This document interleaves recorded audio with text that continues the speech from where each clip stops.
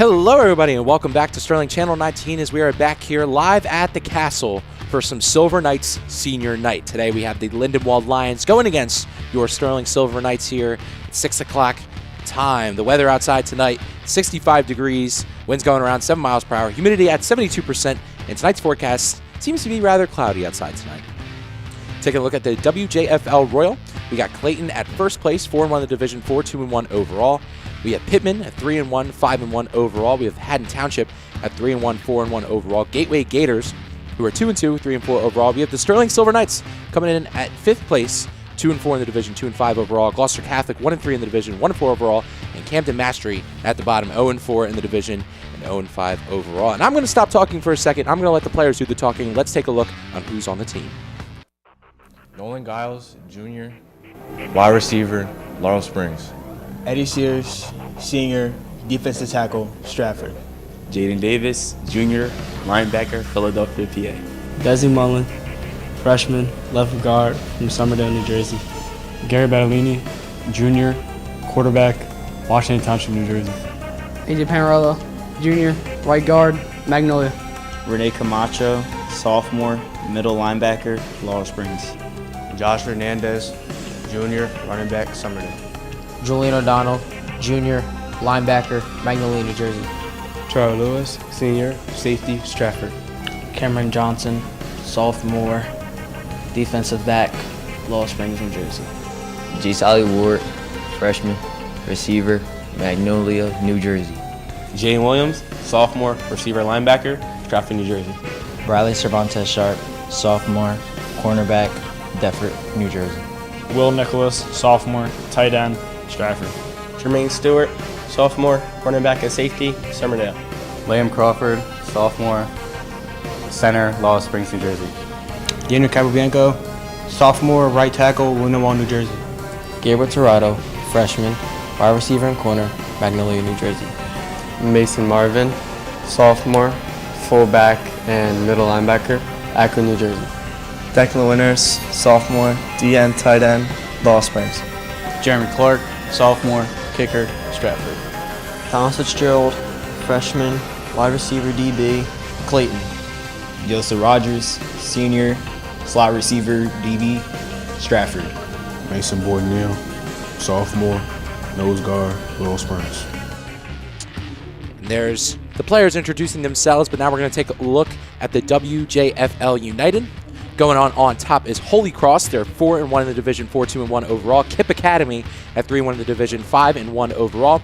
The Bishop Eustace Crusaders are 3-1 in the division, 4-1 overall. The Palmyra Panthers are 2-2 in the division, 3-4 overall. We have Wildwood there, 2-4 in the division, 2-5 overall. We have the Buna Chiefs in 2 weeks. Sterling will play them on a Wednesday night game away at Buna. They are 1-3 in the division, 1-4 overall. And at the bottom are the opponent for tonight, the Lindenwold Lions at 0-4 in the division and 0-5 overall. So taking a look at some of the statistics here, Sterling averages 7 points per game, while Lindenwold averages 6. The defense points per game, Sterling only allows 23. Lindenwold, on the other hand, allows 40.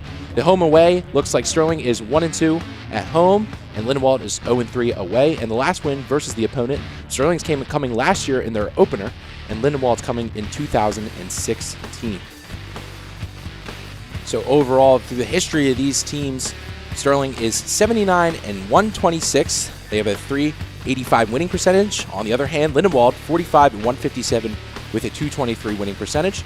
The league, Sterling is 34-74, a 310 winning percentage, and Lindenwold's 22-87 with a 202 win percentage.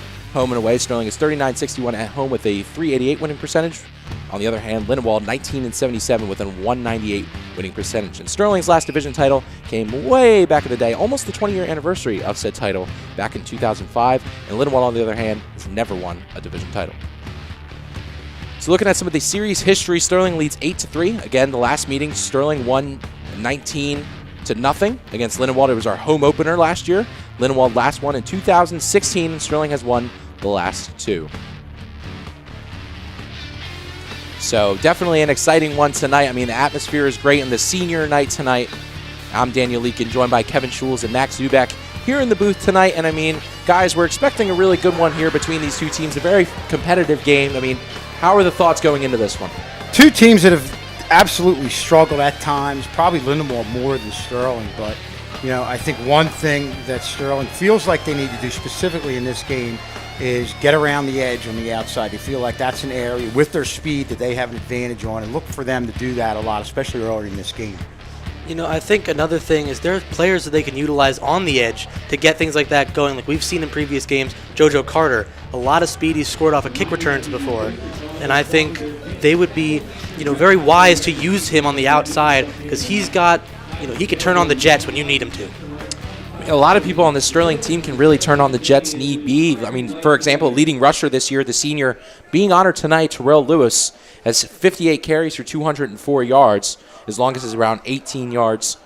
And, I mean, they also have J. Solly Ward coming in here at around 16 carries for 74 yards and around 16 yards his longest. And then Jaden Ollie Ward coming in with 11 carries, 71 yards, and he has the 2 touchdowns in rushing for Sterling. And, I mean, they just have so many assets on that offensive side of the ball that use a lot of speed to really pound the hole. And, I mean, it's something that they got to utilize. Yeah, and I know the last thing we did, J. Solly Ward in that Gloucester Catholic game really came up big, and that was a real good program win. Team really fought hard at the end against a very tough Gloucester Catholic team that almost pulled it out at the end. It was just a great job by Sterling on both sides of the ball. So the kickoff is off. Ollie Ward touches it. Sterling falls on top of it in time. And now we're going to take a look at the offense. Taking a look at the starting QB, Antonio Crespo. At the tailback, it'll be Terrell Lewis. At the slot, it'll be Joe Carter. At this other receiver, it'll be Taheem Sal. And at the other wide receiver spot, it'll be Julian Johnson. The tight end for tonight will be the sophomore, Will Nicholas. And the offensive line goes as follows. John Crawford, the senior, Desi Mullen, Liam Crawford, A.J. Panarello, and Daniel Capabianco rounding out the offensive line. Sterling, under some new play calling tonight, Coach Barrett will be the play caller for the Knights in today's matchup. So it'll be very interesting to see what the offense can accomplish under Mr. Barrett. Yeah, definitely excited about his opportunity here. Crespo going to start under the shotgun. Had a pretty good season. Started the year as a backup. Has 2 touchdowns, 5 interceptions. Looks like it's going to be a play action towards the outside, finding Sal, and he's going to get out of bounds. So Crespo completes his first pass of the game for around 5 yards, and they're going to look at a 2nd and 5. Well, a nice, simple play here. Rolling him out to the left side, obviously, for a left-handed thrower. That's definitely in your comfort zone, but this is something where you want to get the team into some type of rhythm, get them into a passing rhythm early on, and that's a good job doing that. Yeah, we've seen in previous games, they tend to run really early, and I think that's the best move. If it isn't working, you got to flip quick. So they think, why not flip right off the get-go, start passing real quick. So a handoff to Terrell Lewis. Terrell Lewis finds a hole, gets to the outside, gets tackled. After first down, the ball pops out. And take a look at who has it at the bottom of that scrum. And it looks like Lindenwold has it. Lindenwold getting the early turnover against this Knights offense to start this game out. And what a big momentum shift for the Lions so far. I mean, this is kind of what we were talking about, starting the run early. It leads to some turnovers as we've seen in the past, and this is no exception. He gets hit, gets stripped with a little less ball protection than we tend to see from Lewis, and it leads to Lindenwold falling on top of it, gaining possession 2 plays into this first drive. Not a great start for the Sterling Silver Knights. Yeah, it looked like he was hit opposite ball side, just came loose. That's one of those ones where you want to have it tucked in type. Also, wrap your hand around that nose of the ball. Yeah, we're going to take another look at this here. The senior Terrell Lewis gets it into the outside. He looks like he finds a hole for a while, and as Mr. Schul said, that's one where you got to have to be careful when he also runs into one of his guards, Desi Mullen, on the run, and I think that may have jarred the ball loose after that hit. I mean, no matter who you're running into, though, you really got to keep that security. And it looks like that possession is staying with Sterling. So it looks like the refs overturned their decision after Desi Mullen came out and argued. Not Desi Mullen. Coach Des came out and argued his case, and it looks like Sterling's going to stay with possession. So we're going to take another look at this, ladies. The only thing I could think of is maybe they recovered the ball here and Lindenwold took it away. They did actually. Because he fell on it. Wow. And then it was pulled away. So our replay here shows that Desi Mullen fell on top of it to give Sterling the possession back, and Coach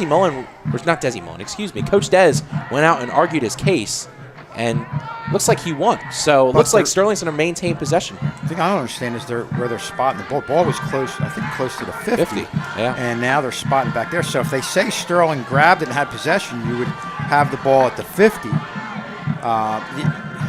He clearly was not down when the ball came loose. This is an interesting call.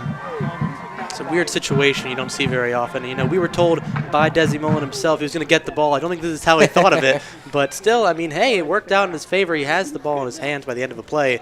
And honestly, a great pull block attempt by Desi Mullen, but he looks like he hit his own guy. Yeah. And just a bit of a miscue. But then a great hustle play by Mullen to fall on top of that, and it does look like he does have possession. And again, as you said, Dan, on that rear view there, you could clearly see that Mullen accidentally bumped into him. It's just one of those unfortunate things, no fault of either player. So the chains move, and it looks like Sterling's going to start off with a 1st and 10 as they spot it just around the 43. So a bit early on the call there. Crespo in the shotgun, looking to pass, scanning downfield, going to his outside. He throws it downfield, looking for Will Nicholas, and that one's thrown out of bounds. Trying to get the young quarterback's arm in action, trying to get him some nice throws early, but nicely played by the Lindenwold Lions defense. Second time we've seen that roll, and I think what happened there, if you look back initially, it looked like the receiver that was going to come underneath slipped, and Crespo lost that option on that play.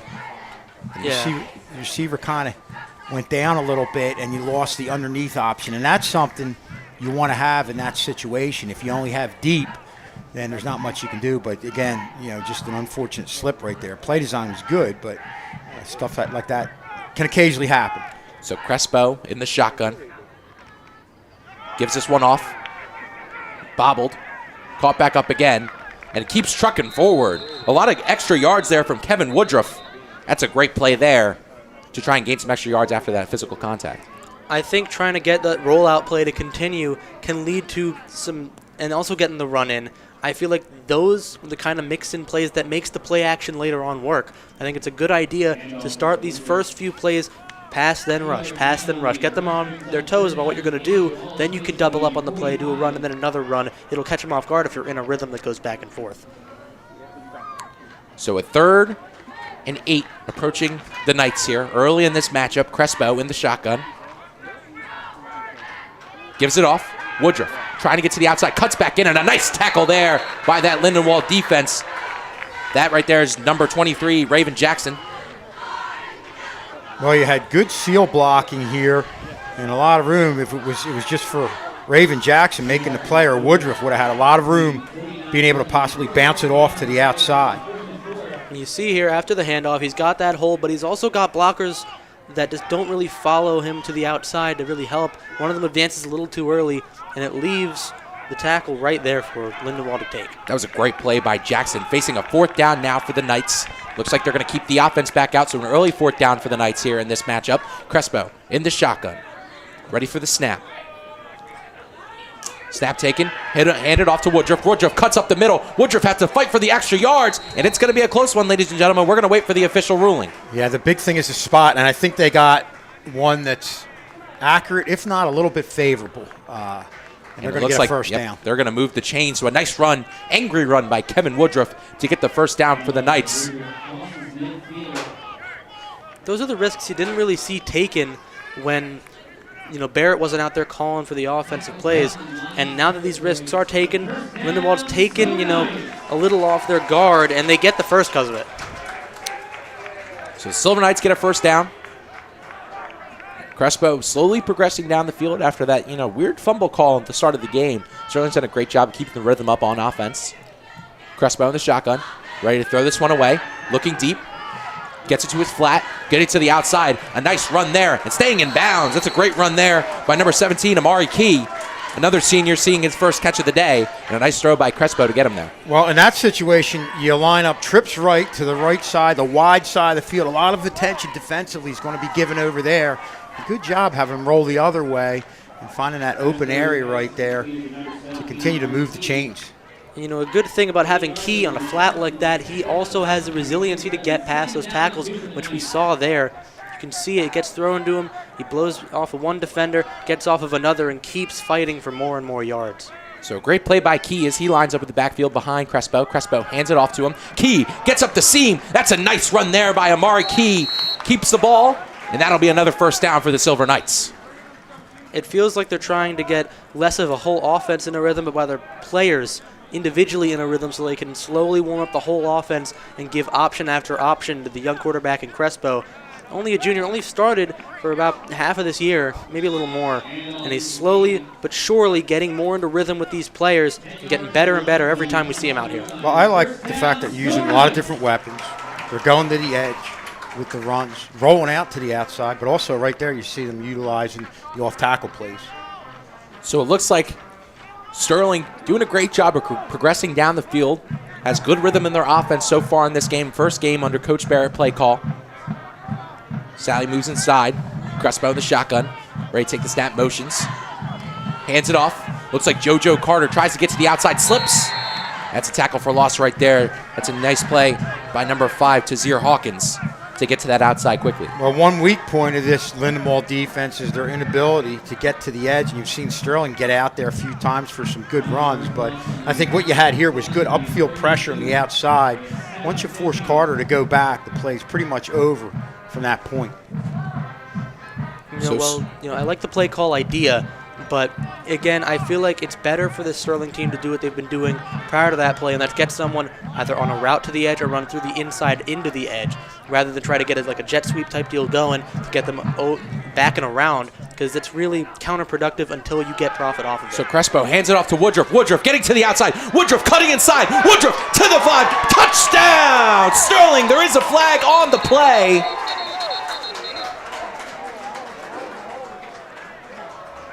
Where's the marker at? Looks like it was pretty downfield. It was called by the ref by the pylon. Like a holding. It's going to be a holding against the Knights. So a big play by Woodruff gets removed by the holding call. But nevertheless, great blocking and a great run there by Kevin Woodruff. Yeah, you see it.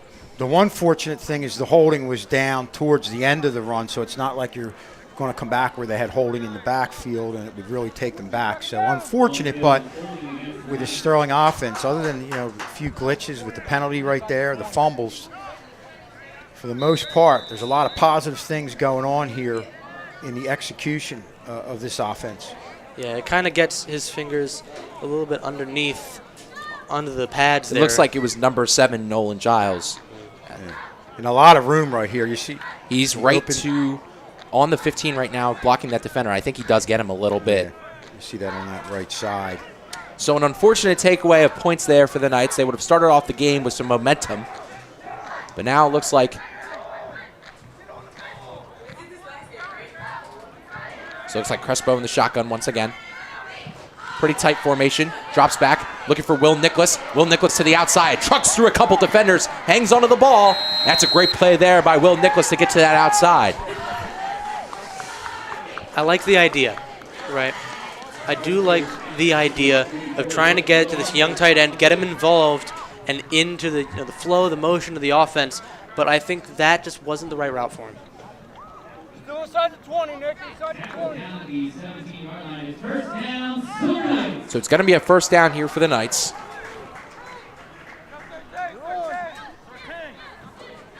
It looks like Crespo going to line up in the shotgun once again. Crespo looking to hand it off. It's fumbled in the backfield. Crespo falls on top of it.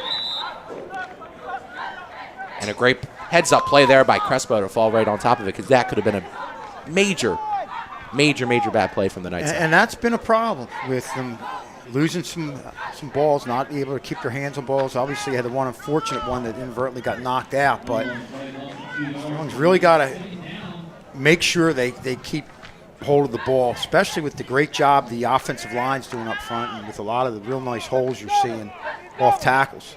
So definitely in Jeremy Clark's field goal range. Crespo going to get ready to try and move Sterling closer into that red zone. Right now they're in the red zone, just right outside of it though. Crespo looking deep, looking to that outside, a nice throw to the back of the end zone. Does he keep a foot down? He does not. A great throw by Crespo. An even better catch there from Julian Johnson. And the ref says no bueno, as there's another touchdown yet removed. There you see Julian Johnson was able to gain separation, but you'll see, I think it was pretty clear he was out on this one. We'll get another look here. So we get the drone camera here, shot by Casey Kazaneski. Slow it down. I don't know. Oh, that left foot. Did that tap? That tap. I don't know. Oh. I think in the moment it's too close to just grant a penalty off of that. Or not a penalty, excuse me. A score off of that. But still. Wow. So in motion is Woodruff. Looking his way. Looking like a screen pass that was going to go to Sal. That did not work out. So it looks like it's going to be a third down here for the Silver Knights. It almost looked like he tapped that left foot. Boy. Let's go a few. Yeah, we're going to get. Look at the left foot. Not here, but the next time. Oh, yeah, that's dragging. Does it stay in is the question. Yeah. But nevertheless, Sterling now dealing with the 3rd and 12. Great job by our replay guys. Oh, yeah. And that's Matthew Schrader. Matthew Schrader in the truck. Great job by a cameraman to get a nice shot of that play. Cameramen have come a long way since the start of the season, doing a great job here at Sterling TV 19. Crespo looking to the outside, gets Johnson. Johnson's going to have to fight for some yards, though. Tries to get past the Lindenwold defense, and that's a nice tackle at around the 20. That's a big play. Yeah. There, or nice job by the Lindenwold defense. Of course, you had the one previous play right to the back of the end zone that just was a little long, and Lindenwold defense, for all their struggles, bent but definitely didn't break. That was 4th down for the Knights there. So that was a nice 4th down stop from the Lions. No, I think on the scoreboard and here it said 3rd and 12, but it was 4th down. So a great tackle causes a turnover on downs against the Knights. Crespo's first offensive possession, a great one. They moved down the field with great pace. A couple of mistakes kind of set them back, and now we're going to see Lindenwold's offense for the first time in this one. Looks like their starting quarterback is going to be Kendall Shepard in today's matchup against the Knights. Lindenwold still looking for their first win of the season, 0-5 in the conference, 0-6 overall. Sterling's defense trying to swarm the quarterback, trying to get some physical offense going. That's a nice catch right there by the Lindenwold Lions. A great tackle. That's number 11, Charles Barber, with a nice catch and an early throw for Shepard with his first completion of the game. Not sure if the ball was tipped or batted here. Yeah, it looked like they got the hand on the quarterback's arm, but he still was able to release it. That's a good play there, the quarterback. So Lindenwold's first and 10 in the game. Excuse me, the quarterback at the hair is Tobias Martin. That's number 1.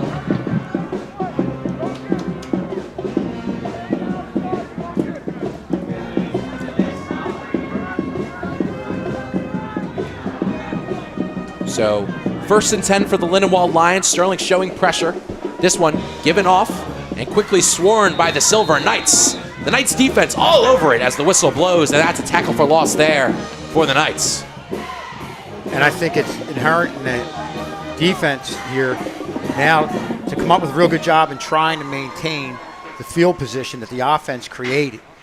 So far, they've gotten good penetration on the pass play, then right there, good job getting a lot of bodies at that point of attack on the run. There were some points made to me when I was talking to, former coach of this team, formerly Coach Wiley for this team earlier in the day. He was saying it's a game of a lot of the 3rd downs, making sure the defense gets the offense back on the field. And they're making a good effort thus far to get them, back on the field, get the good rush. Obviously a little worse that time around, but still great efforts by this defensive line. So Kendall Shepard with the run. Looking like a little bit of a wildcat formation from the Lions right there, and that's going to bring up 3rd and 6 for the Lindenwold Lions here. Early in this matchup, about 4:45 left in this first quarter. Big play right here early on to see if this Lindenwold team can convert. Our next TV game will be Monday. It'll be girls soccer, 6 p.m. versus West Deptford. It's the girls' senior night, so we'll be right back here at the turf, again, starting at 6 p.m. live on Sterling Channel 19. As we're here with the 3rd and 6 for the Lindenwold Lions. Looks like Tobias Martin in that backfield gets it over to that close side. Sterling's going to have to make a tackle, and that's a nice tackle, but even better play from the Lindenwold Lions as Cornell Torres gets that first down. I really like what I'm seeing by their quarterback here, Tobias Martin. He has so much poise in the pocket, a lot of confidence, moving around. He doesn't seem very worried. He's like, listen, I'll look at every option I have and make this play work, and that's exactly what he does, getting it to number 8 there, Torres. The good play, catch, and then some yards after reception. Really gave Torres an opportunity to get the ball right in the numbers, and I like the fact that he put a lot of authority on it. Got there quick, so Torres had a little bit of room to turn the shoulders upfield, and as you said, Max, get some run, get some yards after the catch. As Max mentioned, something that also is very true. I mean, Martin seems to have a lot of poise so far, not making too many antsy decisions. As it looks like now Shepard in at the quarterback position. Last time he was in there was a wildcat run. So it's going to be interesting to see what the Lions are doing here, moving up with tempo. Looks like a false start called on the Lions. And that one, even though the sun was going down, it was clear as day on the Lindenwold Lions. That's going to move him back 5 yards for a 1st and 15. And it looked like Sterling was going to go with a blitz there, and I think that's a good call because with what Martin's been able to do, you want to do something to get him out of that rhythm and to get penetration, get in the backfield. That's the best way to do that. Shoes, you make a great point, and I mean, Sterling has done a great job all season in doing these blitzes and timing them right. So it's going to be interesting to see what they do here. They have Shepard in the backfield once again, a QB design run.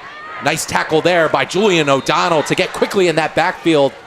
Also there was Rene Camacho for a little bit of support, and Sterling holding the line there against Shepard. That word there, support, that is something I see a lot in this defensive side of the ball for the Knights. They're very good at finding ways to gather around the ball when on defense and get the player down. They don't leave just one man to get the tackle. There's always someone behind him. There's a second wave of defense, and I think that's what's been kind of the driving force for this defense, leaving them with no gain on that 1st and 15. Now they have 2nd and 15 to work with, and they've either got to start going long now or keep testing those running waters against this defensive line that is so strong against the run. Also on the support there was Jaden Davis, number 0. As now, a little bit of motion here for the Lions. Maybe a little bit of a miscommunication as well. Looks like Martin is back in the backfield at the quarterback position for the Lions. It's going to be a sneak play there. Looks like Shepard would be the one to get it for the Lions. Quickly met by the Sterling secondary. It's going to be a 3rd down here for the Lindenwold Lions. Again, another instance of trying to go for this run, and it just isn't working against this line that is so strong against it. No matter if they're blitzing or not, they're very good at holding down a fort as a D-line, and it's hard to get through that. And obviously, it's not like the Iron Curtain was back in the day, but it feels like it's that type of confidence in this line to just push through. And as Mr. K said, met by a united defense, a lot of support on that tackle as well, as Shepard was trying to churn upfield with his feet. But now Lindenwold faced with a 3rd and 11 here against this Knights defense. Stepping back is Martin, looking to the little bit of the flat right there. Met quickly by the Sterling defense, and that's a nice tackle there. Number 18, Jaden Williams with a remarkable tackle. The outside linebacker stopping. Well, Martin quickly looked downfield, but went to a safety valve. Again, the pressure was right there. That was a big help, but what an open field tackle by Jaden Williams. Coming up there, staying square, being balanced. That's one of those things early on in the year Sterling really struggled with, but just an outstanding job defensively there by Jaden Williams. So a great play by Williams on Custis. This causes a 4th down here for the Lindenwold Lions. So what seemed to be like they were moving down the field was quickly stopped by the Sterling defense. Applying a little bit of pressure on Martin caused the turnover. Jaden Williams doing it in the classroom, a Student of the Month honoree. And in my class, he does a great job. You know who else is a Student of the Month honoree, Mr. Schulz? Our very own Max Zubak. How can I forget about that? I was hoping Danny would, which he did for a while. That's good. I set him up. Yeah, he did. I honestly You gave him a dunk, didn't you? I gave him a dunk. So congratulations to Max Zubak and everyone else who won the Student of the Month award. for the month of September. Flags on the field, or as Logan Murphy would like to say, laundry on the field. We got laundry. Looks like this one's going to be on the offense. It's going to be a delay of game against Lindenwold. So it's going to set the punt team back even further to a 4th and 18. There's another student that got honored as well as most improved. That's the football team's own, Taib Sal. Yeah. So a lot of representation for that group, including me, on the field. Yeah. And I mean, even more importantly, on the field, great student athletes on this football team. And that's something, the culture that Sterling really needs to bring up. And they're doing a good job of doing that with a couple students of the month. They're very aware that student comes first. So this one kicked deep into Sterling territory, is bouncing around the 31 and picked up at around the 32.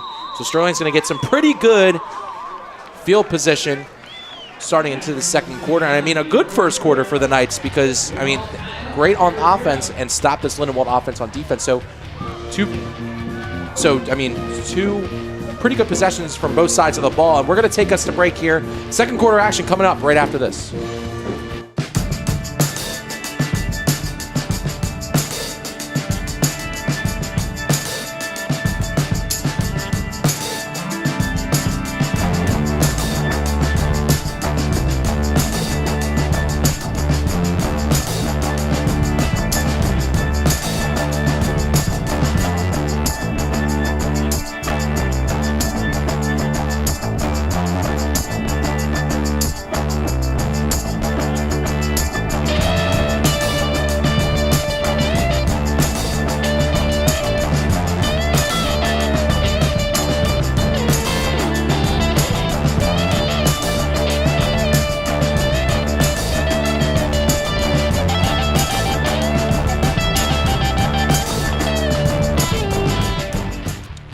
So we saw the older Kozaneski in the commercial, and now we have Casey Kozaneski on the drone getting a beautiful shot of the city of brotherly love, Philadelphia, but we're back here in Old Somerdale, New Jersey as Crespo gets this snap, gets it over to Terrell Lewis. He runs up the gut, and a short gain for the Knights to start off this drive.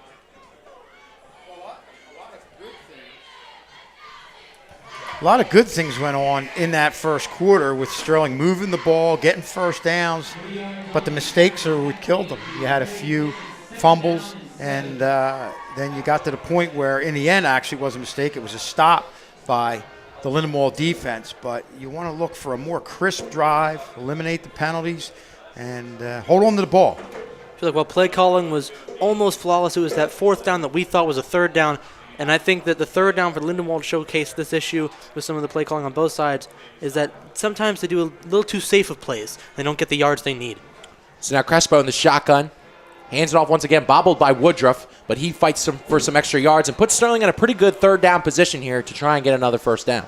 And up front, they're getting a lot of open room, but here Woodruff initially had some room, bobbled the ball a little bit, but look at the yards after the initial contact. And to me, that's the mark of a good back when you can keep the legs going and get 3-4 extra yards while you're taking on defensive bodies.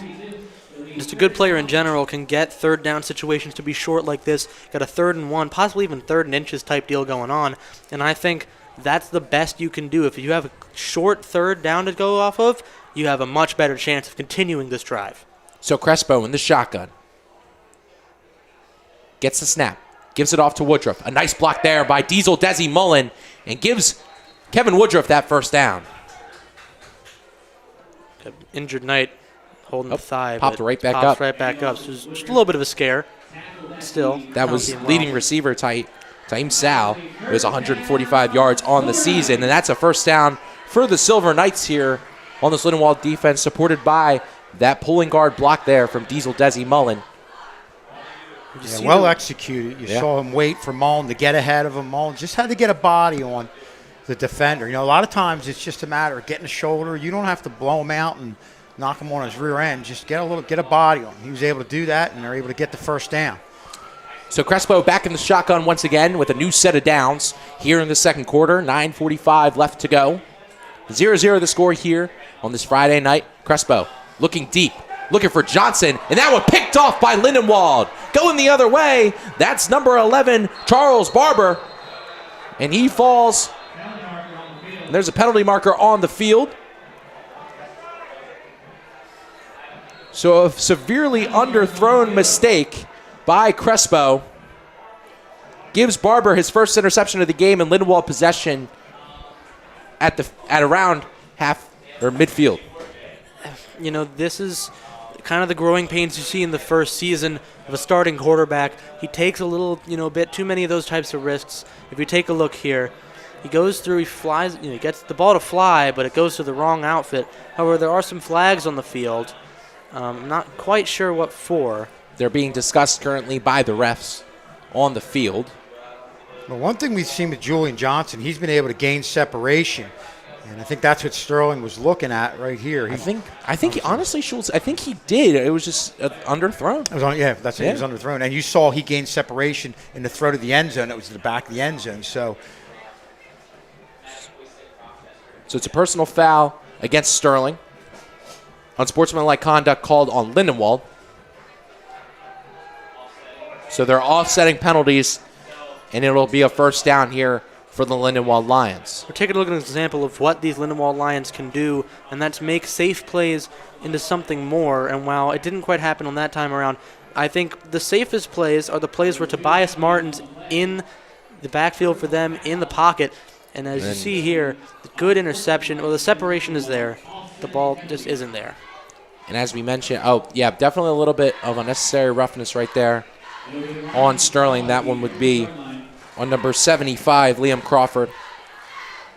So definitely not the wisest play after the pick, but luckily right after that, Lindenwold picked up their unsportsmanlike conduct. As we are here on this beautiful Friday night lights, I'm Daniel Leakin, joined by Kevin Schulz and Max Zubak here in the booth. And I mean, Max and I looking a little bit spiffy. Schulz and his beautiful Sterling staff. Outdoing me. And we're here in this senior night after this quick timeout here for the Knights. Now, first off, I think Sterling, right now, they're showing the ability to move the ball. And also, I don't think it's the last we've seen him go into Julian Johnson with him able to get the separation. It's just a matter of executing and getting the ball there. I think you see Julian Johnson going down the sideline, throw it where either he can get it or nobody can get it. Yeah, and I think I definitely believe if you send him on something like a post, that is the best bet because you can get him on the side. Like we've seen this before. We can stop this. He makes that cut 10 yards out. It's like, now wait a minute. Whoa, hang on. If you don't got a zone back there, he's going to have all the separation. He's going to have 6 points basically as a gift for him. So a sneak run called here and a big hit there by the Knights. That looked like it was Rene Camacho. Absolutely blowing it up. We're going to take another look. I might be wrong on that name, but we're going to take a look at the replay here. No, it was not Rene Camacho. Stewart. That looks like it was Jermaine Stewart. Jermaine Stewart out for the first part of the year. His father, Jermaine Stewart, was a great player here. And, wow, what a big hit. And the coaches rave about all the good things that Jermaine Stewart can do. And you see one of them right there, a big part of this team on the defensive side of the ball. Creeping down from the secondary and laying the boom on this Lindenwold offense. A big boom. Jermaine Stewart doing a great job. I mean, and that's an impressive play. I was just about to say that, from a young kid creeping down from the secondary, making a great tackle, which is leading to a 2nd and 6 here for the Lindenwold Lions. They got to get the snap off quickly. The ref counting the fingers. Someone jumped. Penalty marker is on the field. It'll be a false start against the Lions, so that'll progress them back to 2nd and 11 here against the Knights. I see it. One of the linemen, their left leg moves a little bit. They take that as that's the start of the play. It's a minor false start, but a false start nonetheless. It's a minor false start, but a major penalty. Yes. I mean, we see that a lot in the NFL where when we watch as just casual viewers, we don't see anything, but the refs do, and that's why they get paid to do what they do, because it's really impressive what they see down on that field. As we're looking here around a 2nd and 11, the ball on the 39 here for the Lions. About 8 minutes to play here in the second quarter. This one's going to be a design run here with Shepard. Shepard throws off a few men, but quickly swarmed by the Sterling defensive line. It's going to be a 3rd and long here for the Lindenwold Lions. Yeah, a real good job up front defensively, getting the hands on the linemen and taking control. Right here, you'll see as they go to the right side of the offense, left side of the defense, and you have that hole right there where Camacho came in, missed the tackle, but you forced the ball carrier to move laterally and you had a lot of bodies getting to that point. That's good team defense there by Sterling. And a lot of Lindenwold's offensive linemen are a lot bigger in size.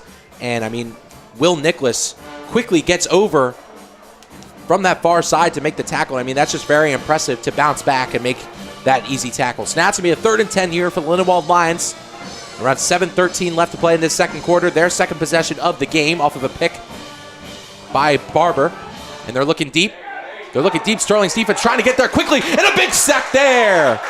A combined sack by Jaden Davis and Will Nicholas. And it's going to be 4th down for the Lindenwold Lions. Well, we've seen what Martin can do when he has time, and I think that's something Sterling wants to do, and they were able to do here. Get in on Martin. Don't allow him to set the feet. And he really had no chance right there, as you see Will Nicholas initially getting there, and then a host of defenders from Sterling take care of it. I know we've said that, Tobias Martin has a lot of, he feels very cool, calm, and collected while in the pocket, but that does not mean he doesn't have an invincibility to pressure. He has, no one has invincibility to pressure. You get pressured, you're going to start to panic a little bit, and I think that's exactly what happened. He started moving himself back. He gets taken back 20 yards, and they're forced to punt. And we've seen him roll out, have success with passing. Haven't seen him run yet, but you have the feeling he can do that. But that was a great job of containment, forced him to the inside, and let the rest of the defenders take care of it from there. So an impressive defensive drive by the Knights, capped off by a combined sack by Nicholas and Davis. Is this one kicked? This one's trickling towards the 30. Gets over to the 28, and that's a nice punt from Lindenwold there, pitting Sterling on their own 28. Our next TV game will be Monday, October 21st. It'll be girls soccer senior night for the girls. That's starting at 6 p.m. against West Deptford. So that one will be live on Channel 19 and live on youtube.com/Sterling Channel 19, or TV 19, excuse me. So excited for that one, as the girls just recently picked up a win against the Green Wave in overtime. Game-winning goal scored by Adriana Zazada. That game happening yesterday.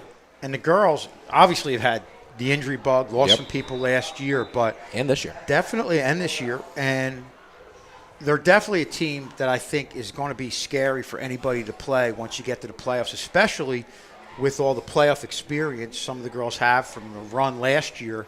Not even so much in the playoffs, but in that coaches tournament where they won the whole thing.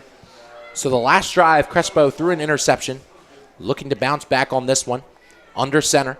Motions, looking to that motion, and it looks like Ollie Ward's going to take this one, trying to get to the outside, getting to around the 29 before he is forced out of bounds.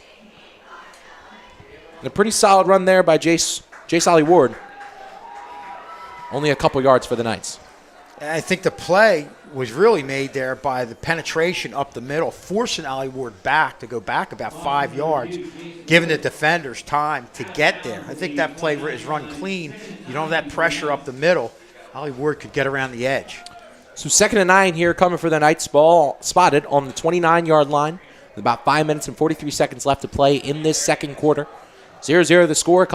An interception on Sterling's last drive caught by Charles Barber from the Lindenwold line. So Crespo now back in the shotgun. Hands it off. Looks like Sorrell Lewis makes a couple men miss, but quickly gets swallowed by the linebackers for Lindenwold. And Sterling's going to be faced with a 3rd and long here. Well, 3rd and long would be a bit of a stretch. I'm going to say about 3rd and medium is like maybe a 3rd and 6 type deal. But I feel like got a few yards there. But still, it's, oh, wow. He got nothing? Nothing? Well, flip. Oh, sorry. He got 1. So my eyes deceive me. Good thing I'm not a betting man, because I would have bet very wrong on what the result would have been there. So regardless, long, it's still not definitely undoable. I just say maybe you've ran it in the last 4 or 5 plays of yours. Play some play action. Get someone down there. Get Johnson down there. You know he can get the separation. Utilize that knowledge. So it's going to be a 3rd and long here for the Knights. 3rd and 8 to be exact. At around their own 30. Whistle blows. Looks like it's going to be a timeout called for Sterling. Looks like Coach Wiggins did not like what he saw out there. So an early timeout taken here as we're going to take a look at the rest of the football schedule. Next Friday, that will be at home against the Haddon Township Hawks. That's our homecoming game here at the Castle. And then on October 30th, we'll be away at Buna against the Chiefs. That game happening on a Wednesday night. It's that extra game you get. And Buna, traditionally, was a very good Here we go with some trivia. What year did Lindenwold High open? Please, Jules. You go. I'm going to say 2000. I think it will be 2000, really? I'm going to say 1996. I'm going to go 92. Mr. K? 2001. Wow. Schulze was closest on it. without going over. Yeah. Thank goodness I didn't say 2002 because I wouldn't have won because I would have gone over, even if it was by one. So Crespo scrambling out, looking down the field, fires it, looking to that, and doesn't get it. That one going to Taheem Sal on that outside, looking like, was trying to say looking towards the wheel route, but I couldn't get it out. It's going to be a 4th down here for the Knights. The good thing about wheel routes is that they are, reliable on space like that, but sometimes you get a little overzealous, which I think is what happened there. They just threw it a little too far, got a little too excited about the openness. Like if you see here, he sees it, he goes, all right, I've got him. He's so open, and just it's not that open. He's not that far down. And I think that's, kind of where the focus needs to be in coming practices. So Lindenwold's defense looks a little confused. Looks like the punt coming here from the Knights. Sending it, trying to get it deep. Lindenwold can't touch it. I think it's Sterling's because it looks like Lindenwold touched it. That's what a lot of people are saying right now. This will be an interesting look on the replay. It will be an interesting look on the replay. Maybe it was just an awkward bounce from the eye. He was definitely close to it. And they're the things that drive coaches crazy because you just have to get as far away from that ball as possible. And our next TV game will be Monday, October 21st. As we mentioned, it'll be girls soccer going against West Deptford, the senior night for the girls. That game starting at 6 p.m. and that'll be live on youtube.com/SterlingTV19. But definitely something to look at on the replay there. See if he touched. I think it just took an awkward bounce because I think the refs would have definitely made a bigger deal. So we're going to take another look at the punt. The camera doesn't lie. The pictures don't lie. Nah, that one just took a weird bounce. Yeah. Close. I even thought there it could have hit. So pretty low, a low punt from JoJo Carter gives Lindenwold some pretty solid field position at past the Sterling midfield. So they're in Sterling territory. This one looked like it was going to be a handoff, but a nice keep there by Martin, and he gets the outside quickly tackled, though, by Sterling. Well, we've seen Martin stay in the pocket and throw, move around a little bit. We've seen him roll out and throw. This is the first time we've really seen him roll out and run, and you could tell the way he moves, he's got the ability to do this, and I don't think that's the last time we're going to see him roll out and hold on to the ball. But a nice play by Jermaine Stewart, once again, coming in from that secondary position, making a nice tackle on Martin, because that's a lot of open room for him to roam. But Stewart doing a good job of coming down. And I think we've talked at length, about that position, and you see other teams, you've seen us with guys come up from the safety position. It's almost like an extra linebacker that you have as a run stopper. You definitely get that with Stewart. So now it's a 2nd and 7 here for the Knights. Martin trying to look deep, slings it towards the middle, and that one broken up once again by Stewart. Martin with a nice release of the throw. It looks like Torres cannot get the hand on it, and it'll be 3rd down against the Lindenwold Lions. He is having a really good first half for himself, Jermaine Stewart. And I think, it's a lot of knowledge about the game that he has, especially from growing up with his dad, who, like you had mentioned before, had played here, done very well.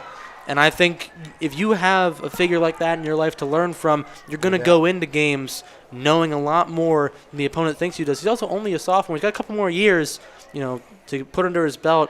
And I think we'll just keep seeing constant improvement from him. So it'll be 3rd and 7 here against the Lindenwold Lions. Both teams scoreless in this first half so far. Lindenwold looking to get something on track towards the end of this first half. Looks like Martin trying to look deep. That one broken up by Sterling, but that one is going to be a flag all day. It's going to be a penalty marker on the field. There is an injured Knight on the field. And that looks like, can't really see the number. Yeah, but that's nevertheless, a tough one that is pass interference. I don't know that I don't know if that was a catchable ball, and the feet kind of got tangled up. And, I don't know if that was a catchable ball, and it just kind of went down towards the end. That's a tough one there for Sterling. But nevertheless, you hope JoJo Carter is okay. One of their speedy return men has done a great job this season for the Knights. As we get another angle of it. It's definitely close. I do think the feet do get tangled up, like Schulz said, but that one called on Gabe Tirado. So it's going to be a 1st down here for the Knights. The ball spotted at the 31. Take a look here again. Or excuse me, for the Lindenwold Lions. That was definitely catchable. He was middle extension. I do think it's a fair call there because you go here. He's already in the middle of getting that full extension going to make that play, and he just gets hit in the back. Honestly, almost towards the ball. He almost did him a favor there. I really think it's, while a fair call, one that I feel like some other officials might have ignored. And quickly stuffed by the defensive line. That's a nice play by Sterling to halt this Lindenwold run game. That play made by Mason Boyd-Neal, the big dog in the middle. Lindenwold showing the ability to move the ball down the field, and this is definitely a pressure situation for the Sterling defense. It's time for them to come up with a big play, big stop, or maybe a big turnover. Second man in there, go after the ball. Something to turn this game around, give Sterling a little bit of a spark.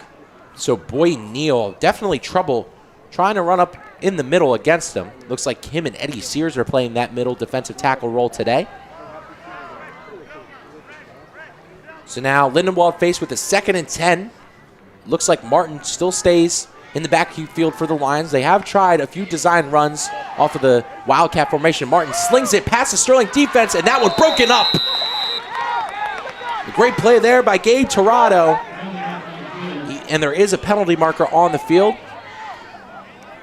And that one going against the Knights.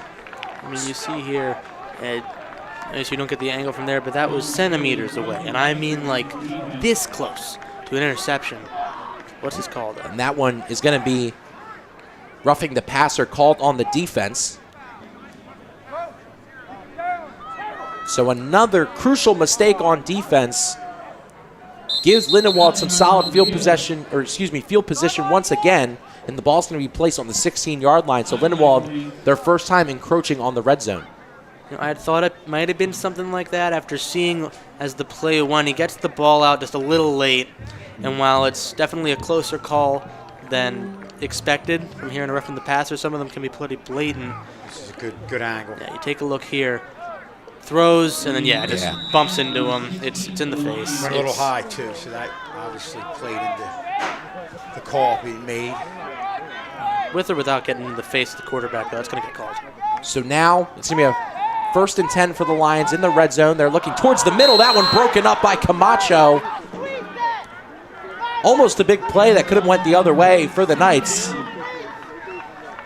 And an almost crucial mistake there for Martin.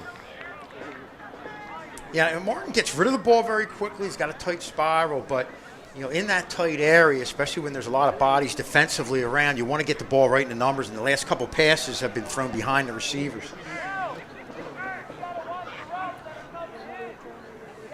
I think it's a little bit of a matter of not stepping where you're throwing with him. I think he's got a plan, but kind of deviates from it as he throws, and while it's a good throw technically, it's not aimed well enough to get results out of it. So now 2nd and 10 coming here for the Lindenwold Lions. Martin in the shotgun. Man in motion. Gives the handoff. That one going to Kendall Shepard. He gets a couple of yards, but I don't think he gets enough for the first down for the Lindenwold Lions, but does get them close against the Sterling defense. Sterling trying to put a halt on the Lions closing out on the second quarter.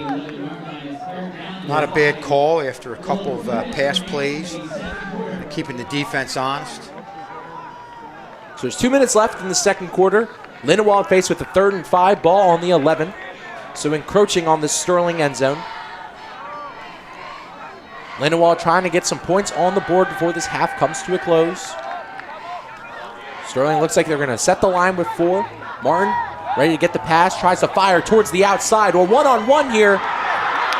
And it's caught. Flag on the field. Gets the touchdown. There is a flag on the field. It might be another defensive pass interference that they ended up declining. We're going to take a look if it's another defensive pass interference in a few moments here. Looking for the ref with the white hat. I would definitely say you're right, Dan, on the defensive pass interference. Well, it was a lot lighter than the last time around. Take a look here in that back left corner of the end zone. An absolute bomb drop to the receiver. It's touchdown. That's a touchdown no matter what. A great play there. Is it? By number 6, Macau Simmons. Maybe they're calling. And it looks like that one's going to come right back. Is it a holding? Maybe. So another touchdown for one of these teams erased by a penalty. That's the third time this game. And it's going to be a pass interference going against the Lindenwold Lions. Okay, there you go. You saw him push off with his right hand. That's how he got that little bit of separation, and obviously that played into him having the room and be able to haul that one in. So, yeah, on that view, okay, you can see. Yeah, it's the tug of the shoulder. Yep. That's a good call there by the refs. So yet another touchdown removed off the board for one of these teams by a mistake. Grabbing the jersey right there against Torado. So this one's going to come right back. The ball's on the 26. It's going to be a 3rd and 20 here for the Lindenwold Lions, trying to get back to where they were before. Martin drops back, looking deep towards the middle, and that one goes incomplete. So I guess you could say a touchdown gone wrong here for the Lindenwold Lions, as now they're faced with a 4th and 20 deep into Sterling territory. Again, the one to the back of the end zone was the only one that was really on the money. That one overthrown right there. So really, you're looking at Martin having a tough time with his accuracy. And what's upsetting if you're Tobias Martin there is while that throw to that back left corner was pretty perfect for a touchdown. It was great ball placement. It's just he didn't really have his receiver shove off like he should. He ended up getting a bit of a tug in, and that just isn't something you can do and get points out of it. You got to be safer and more aware of what your own motions are doing. So the next football game will be Friday, October 25th. It'll be Sterling going against the Haddon Township Hawks. It's our homecoming game here for the night, so we're going to see who's going to be crowned homecoming queen during halftime. That's going to be live on youtube.com/SterlingTV19. That game starting at 6 p.m. The excitement's already starting. I don't know if you were in the building. Everybody's doing the decorating. I was filming it, Jules. Okay. So you were on top of things, like you always are, Dan. Yeah, pretty on top of things. 6 girls nominated for the homecoming court, 6 seniors. Well, I was just talking about when I just came through just now. But you were on top of things earlier in the day, Dan. We were talking about this. Excuse me. About 200, 300 feet away from us in the building. But, Dan, you can't be everywhere, right? Yeah. You're here, unless you break yourself into 2. I might have to, or I might one day. So Tobias Martin in the backfield. Another timeout charge to the Lindenwold Lions here. 4th and 20 against the Knights.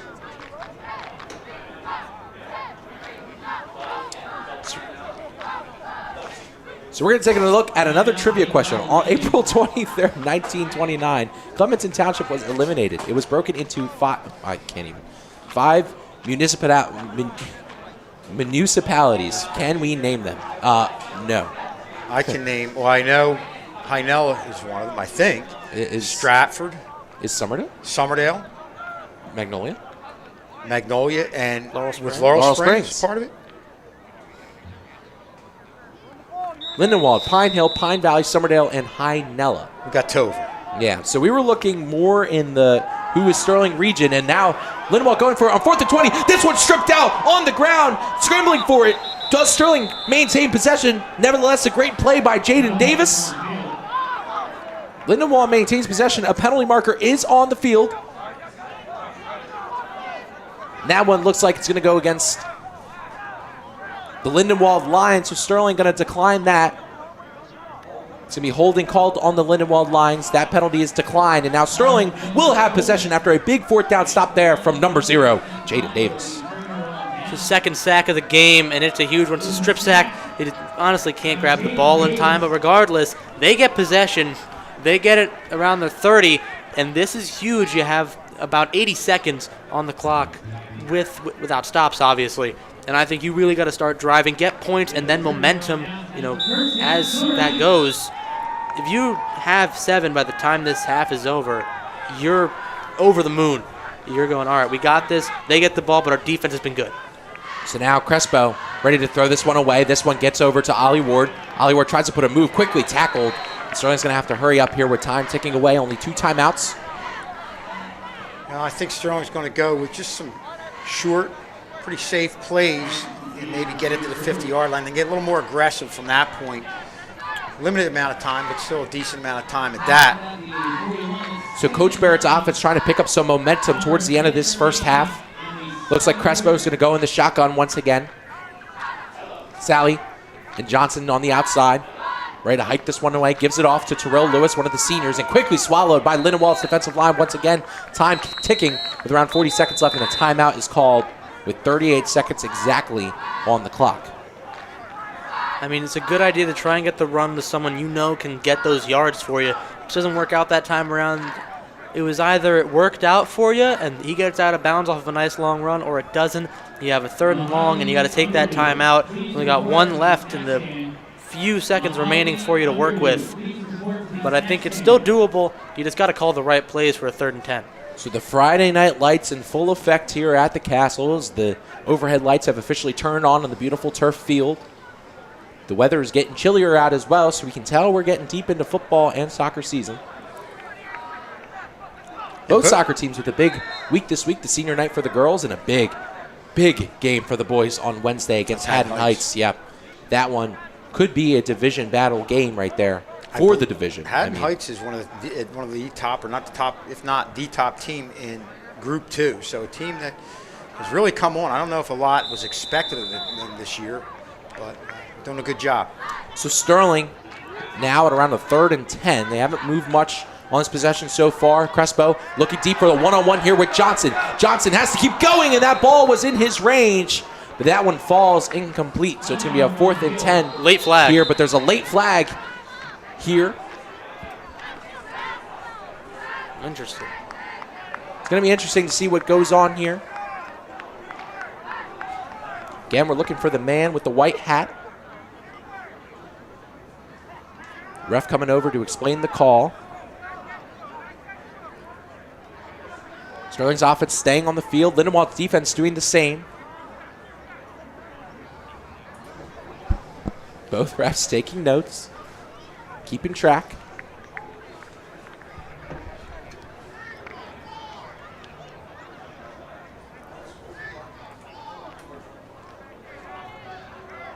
So it's going to be unsportsmanlike conduct called on the Lindenwold Lions. So a big play from the defense removed again by another silly call.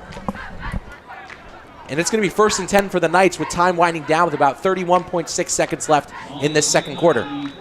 That's huge. It's late. He crosses it out. He says no.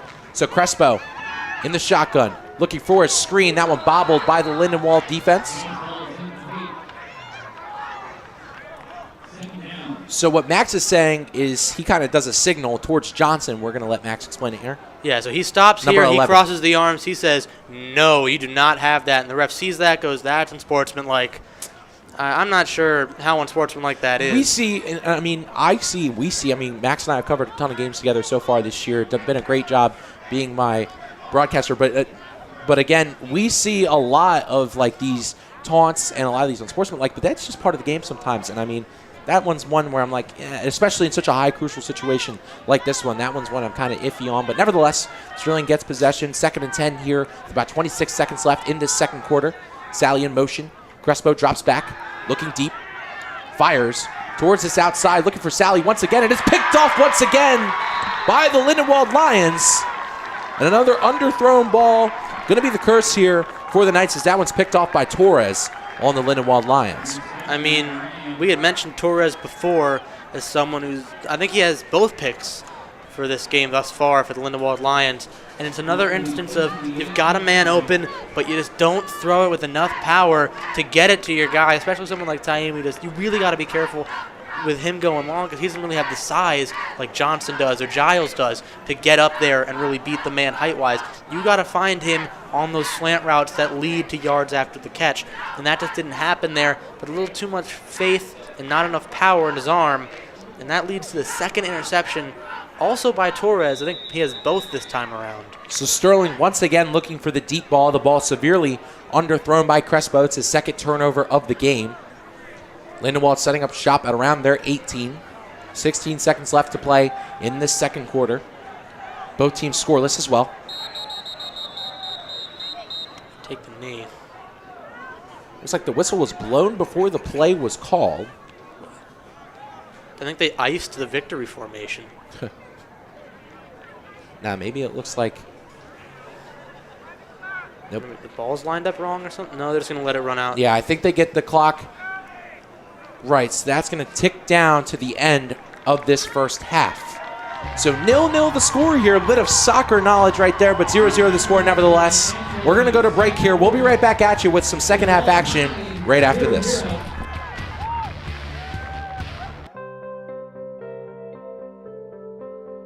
I need to use the potty. Can I go to the bathroom? Yes, you can.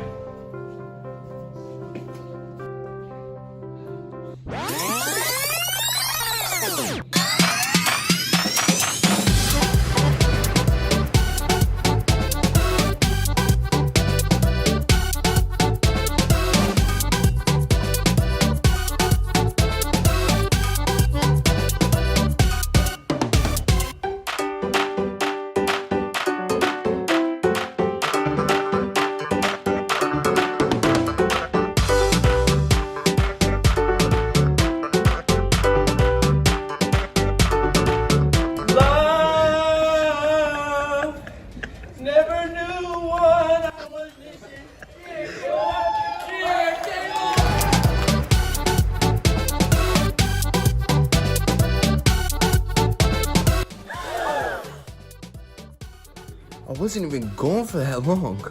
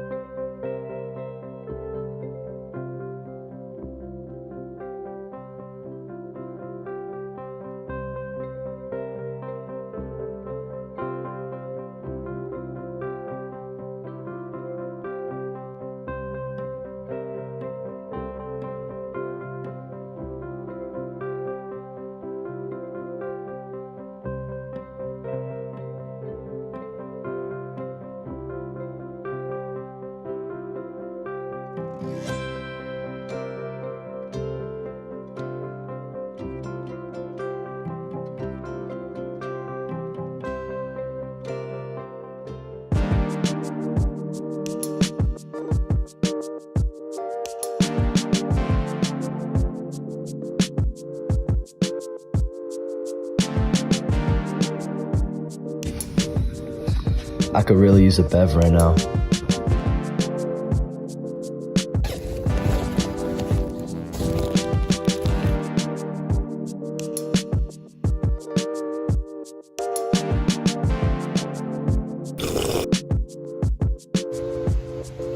Pregame, how many times I tell you not to bring drinks in the classroom, just water?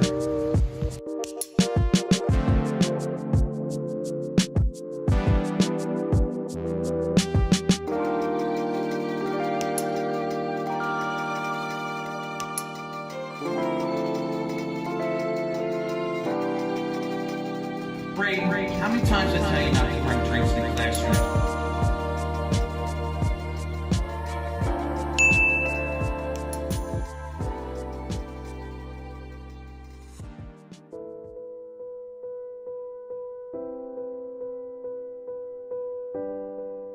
Suicide is no joke. On average, one person commits suicide every 16 minutes. It's the 10th leading cause of death in America. It's also the 3rd leading cause of death for teens and adults ages 15 to 24. Depression is the leading cause of suicide. About 2/3 of people who commit suicide are depressed. Each suicide affects at least 6 other people. If you think someone is considering suicide, don't leave the person alone. Talk to them. Contact a teacher, a parent, a counselor, a coach, or a friend. Speak up. You might save a life. It might even be my life. Speak up. Save a life. Prevent suicide.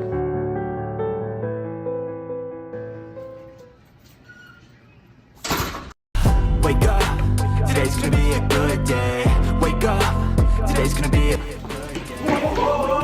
Redmond's Revenge! Susie Banks? Sean McLear? What are you guys even talking about? Those are both myths. Get out of here.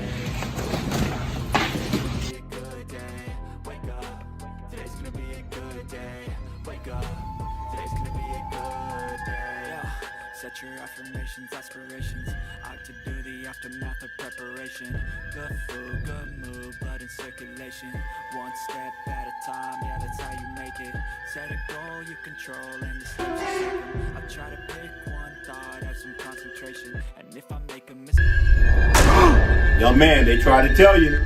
We try to tell you.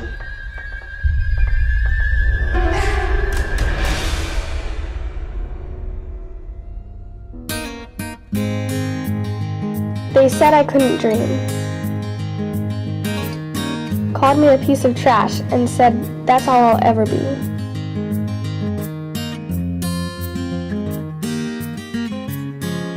Told me I'd never amount to anything.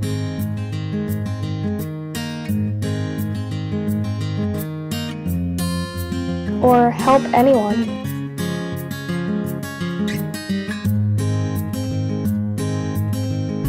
But I didn't listen. I found my way. And now, I'm what I always wanted to be.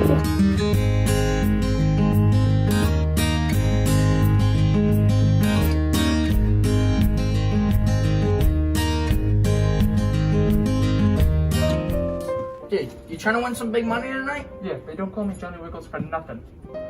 Man, you better not sell me. I had a bad couple of weeks, but I need this money. Let's go win. Have you ever been here before? Yeah, I have. Dude, this looks amazing. Yes, it does.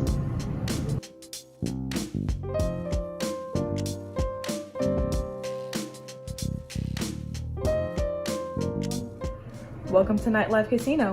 I'm Ricky, your dealer for tonight. We'll be starting shortly. Let's have a good night. The game is blackjack. I'm feeling a little frisky. Let's go 200. Already? It's the first game. Nah, I'm playing it safe. Round 1 is over. Sir, we've tied. Sir, you've lost.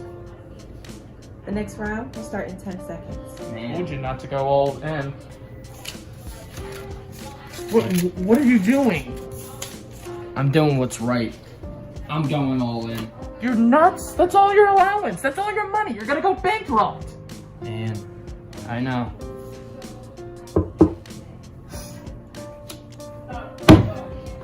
Told ya.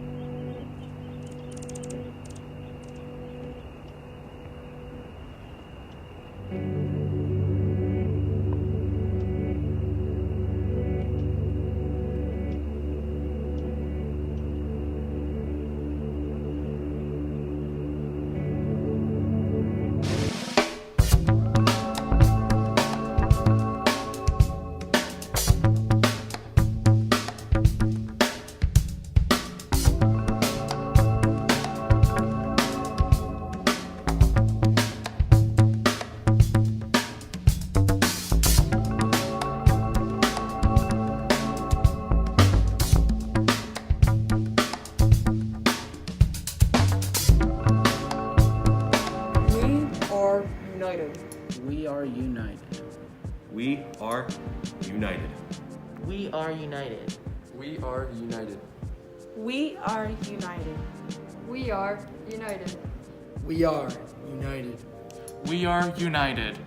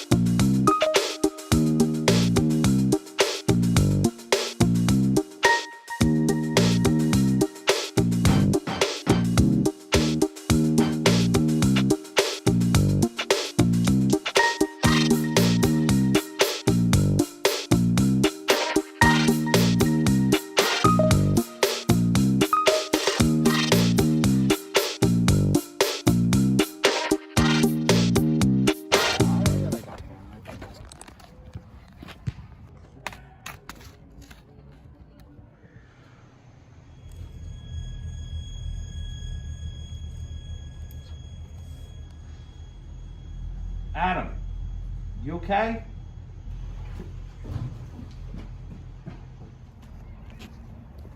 Hey, are you guys serious? You do know there's like 52 billion pieces of trash on the earth right now. That's nearly 7,000 per mile. And 42% of that is burned up in the air, causing pollution. Imagine if Earth was a person right now.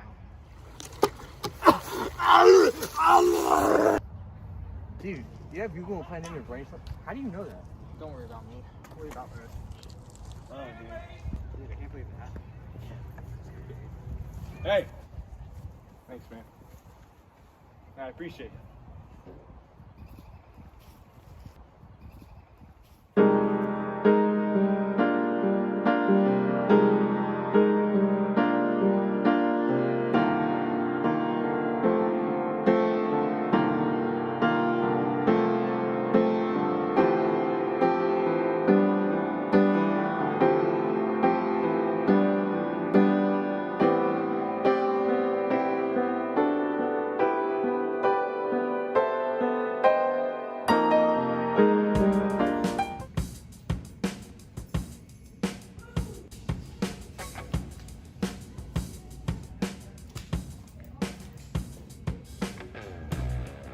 Let me see that ID.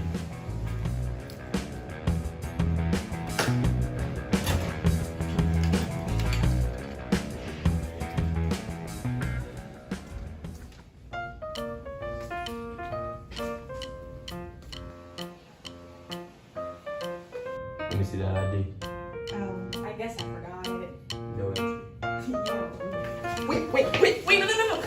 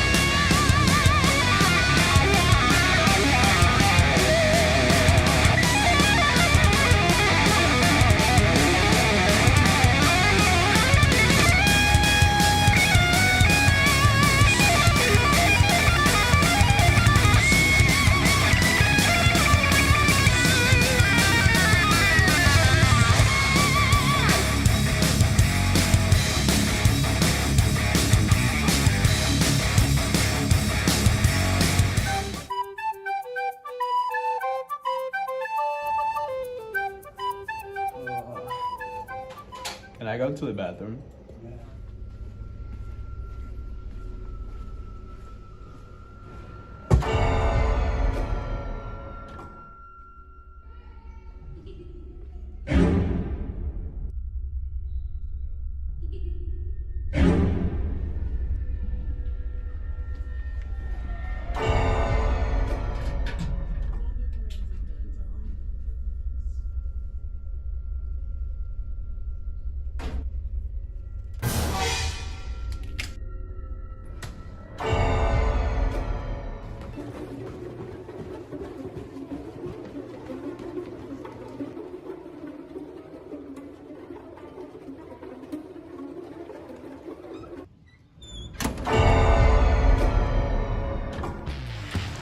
Hello, everyone, and welcome back to Sterling Channel 19 as we are back here with some second half action between the Knights and the Lions. That first half scoreless for both teams, so let's see what team can put the other one away.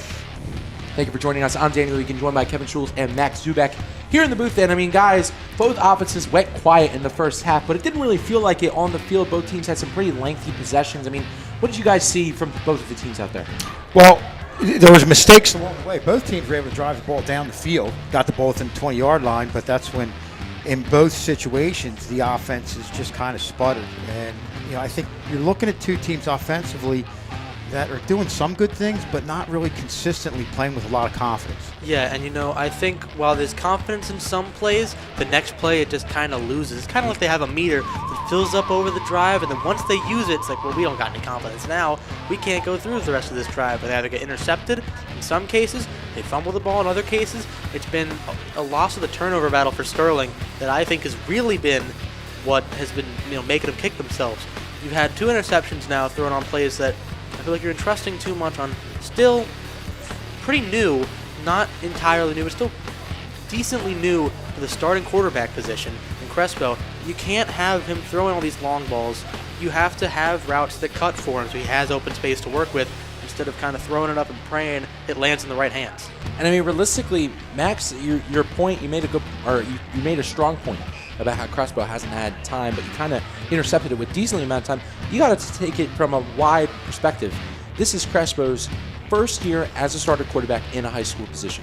That is not a lot of time to develop. That's not a lot of time to really learn an offense. And I mean, you kind of said decent, but I think you were right the first time. I think this kid barely has any experience, and he's really trying his hardest out there. He's doing a good job other than the couple mistakes today, but other than that, these short throws, he's been accurate. And I mean, Crespo just has a lot of time to learn. Another person who has a lot of time to learn in a new position is Coach Barrett down there, being the offensive coordinator for the first time around, as you had mentioned before, in that first drive before it really kicked off. And I think he's been doing a pretty solid job. It's just there still are some holes he needs to fill, play-wise, calling the right plays, and when to call those plays. Because some of these plays have been great ideas, just hasn't been the right down for him. And both teams defensively, I thought, have done a good job at important times when you had the other offense on the field in a key third down situation. They've been getting a lot of penetration, putting pressure on either quarterback. And right now, again, other than the 2 drives that went down to the red zone for each team, it's been a defensive battle. And I mean, we've seen it, as you mentioned, defensive battle. The first thing that pops in my mind is Jermaine Stewart. We've seen a lot of great plays from a lot of these defensive backs. I mean, a couple interceptions from the Lindenwold roster caused by, it was Charles Barber and it was Carnell Torres. And then on the defensive, or the Sterling defensive side of the ball, we've seen a lot of great safety tackles from Jermaine Stewart. So a lot of these guys are really just having great plays, showing out well. And I mean, our next TV game, speaking of showing out well, the girls need to show out well against West Stefford, their senior night on Monday, October 21st. That'll be live on youtube.com/SterlingTV19, and that game will start at 6 p.m. And I'll take Jermaine Stewart to what you're saying to one extra step, is that without Jermaine Stewart on some of those plays to the outside, they're getting around the edge. There's an open field. There could be a 20-yard run without Jermaine Stewart negating it and having a 1-yard stop. And I mean, we're going to see Jermaine Stewart next Friday, October 25th, for our homecoming game against the Haddon Township Hawks. That game starting at 6 p.m. That'll be live on youtube.com/SterlingTV19 as well. And I mean, the rest of the Sterling football schedule, only 2 games left for these Knights, the Haddon Township Hawks and the Buna Chiefs. And it's going to be interesting to see how they pair up against both of those teams, especially Buna, which is a pretty matchable opponent, according to our AD, Ken Ciano, and a pretty matchable opponent for the Sterling football team, who has struggled throughout the year, but maybe Buna in the same position, being 1-3 in the division and 1-6 overall. And that's what you want in that extra game. And I know Haddon Township that we have next week, they were in a similar position that we were in. They were in about 4 or 5 years ago and have really turned it around, and we saw them last week. They were impressive for a small school. Yeah, and that shows you the time it takes to really build a new culture for a high school football squad, because it takes a lot of time to ingrain your personality and your way of viewing the game of football into these players and getting it out to the field. Yeah, take a look at the Strong Knights and Coach C.J. Barrett. Again, the first time he's calling plays, taking over for Dallas Carter, who is away. His mother-in-law's services, and our hearts go out to their family and everyone there. Just a great family, and they're close. They'll keep everybody together, and again, our heartfelt sympathy there. Yeah. But Barrett has done a great job. I mean, a young guy coming into this offensive coordinator spot, great guy. I mean, Schultz, you work with him personally in the math department. I mean, Barrett is a great guy. So take a look at the city of brotherly love. Speaking of that math department, I mean, a lot of love. He's involved in I mean, he's a coach in obviously football, basketball, baseball. Helps out Mr. K in baseball. Yep. So one of the many young teachers who do a great job at our school, not only during the school day, but are involved in, it seems like, everything outside school. And that's great to see. Another name I think of is Jason Howe and Sydney Coppolino, who was just named the girls' track coach, the indoor-outdoor track for the next season. So congratulations to Sydney Coppolino, definitely a young coach who just got here a few years ago, probably the year I got here, which is 3 years ago, and already making a statement being the new head coach for girls' track. It's always great when you see outstanding athletes like that. We talked about Mr. Barrett and Sid Coppolino, an outstanding tremendous track, she was a track star here for 4 years here, was one of the great ones, and now she's transferring that knowledge to the younger kids coming through. And I mean, the younger kids coming through, two that I think of immediately, Casey Loon and Jonali Adamas, opportunity for all conference. I mean, that's a big achievement for both of those girls. There was a couple boys who could also sneak in on the boys' side. And I mean, this cross-country team has really propelled itself throughout not just cross-country, but track in general has really propelled itself in these past couple of years. Yeah, we've had some great teams over the last 10 years, and I know Sid Coppolino and her sister Maddie were a big part of the Sterling girls teams.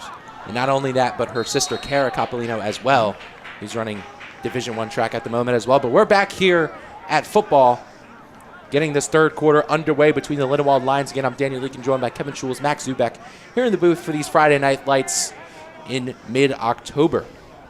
It's getting chilly outside, so that means we're definitely, as I mentioned, ending the fall season. Almost going to transfer into this winter season soon, but we got a couple more games to cover before that takes place. Good thing we're in the booth. We don't got to really worry about the chill. We got the heating in here. Yeah, it's very nice. Yeah. Very fortunate for that.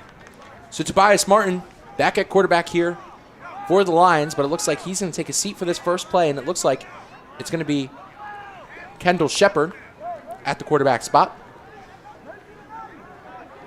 We see him a lot of the times doing a lot of these designed runs from the quarterback position. So it'll be interesting to see what Lindenwold goes with here for their first play of the third quarter.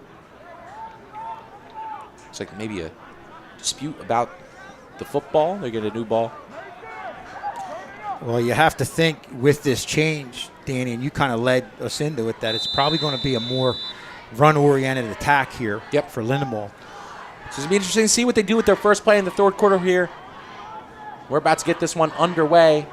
This one goes straight to the tailback, as we mentioned before, and that one quickly snuffed out by this Sterling defense. Only minimal gain for the Lions. I mean, really all he gained was a bit of knowledge as to how the run's going to work. I don't think he got much on the yardage side of things.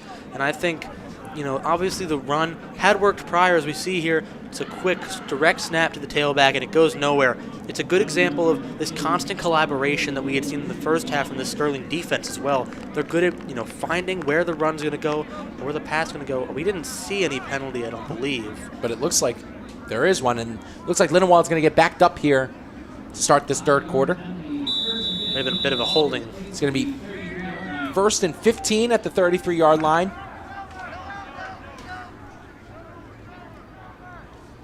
There's no obvious call to our site, but still a call nonetheless. It backs him 5 yards. So Martin back in at the quarterback spot.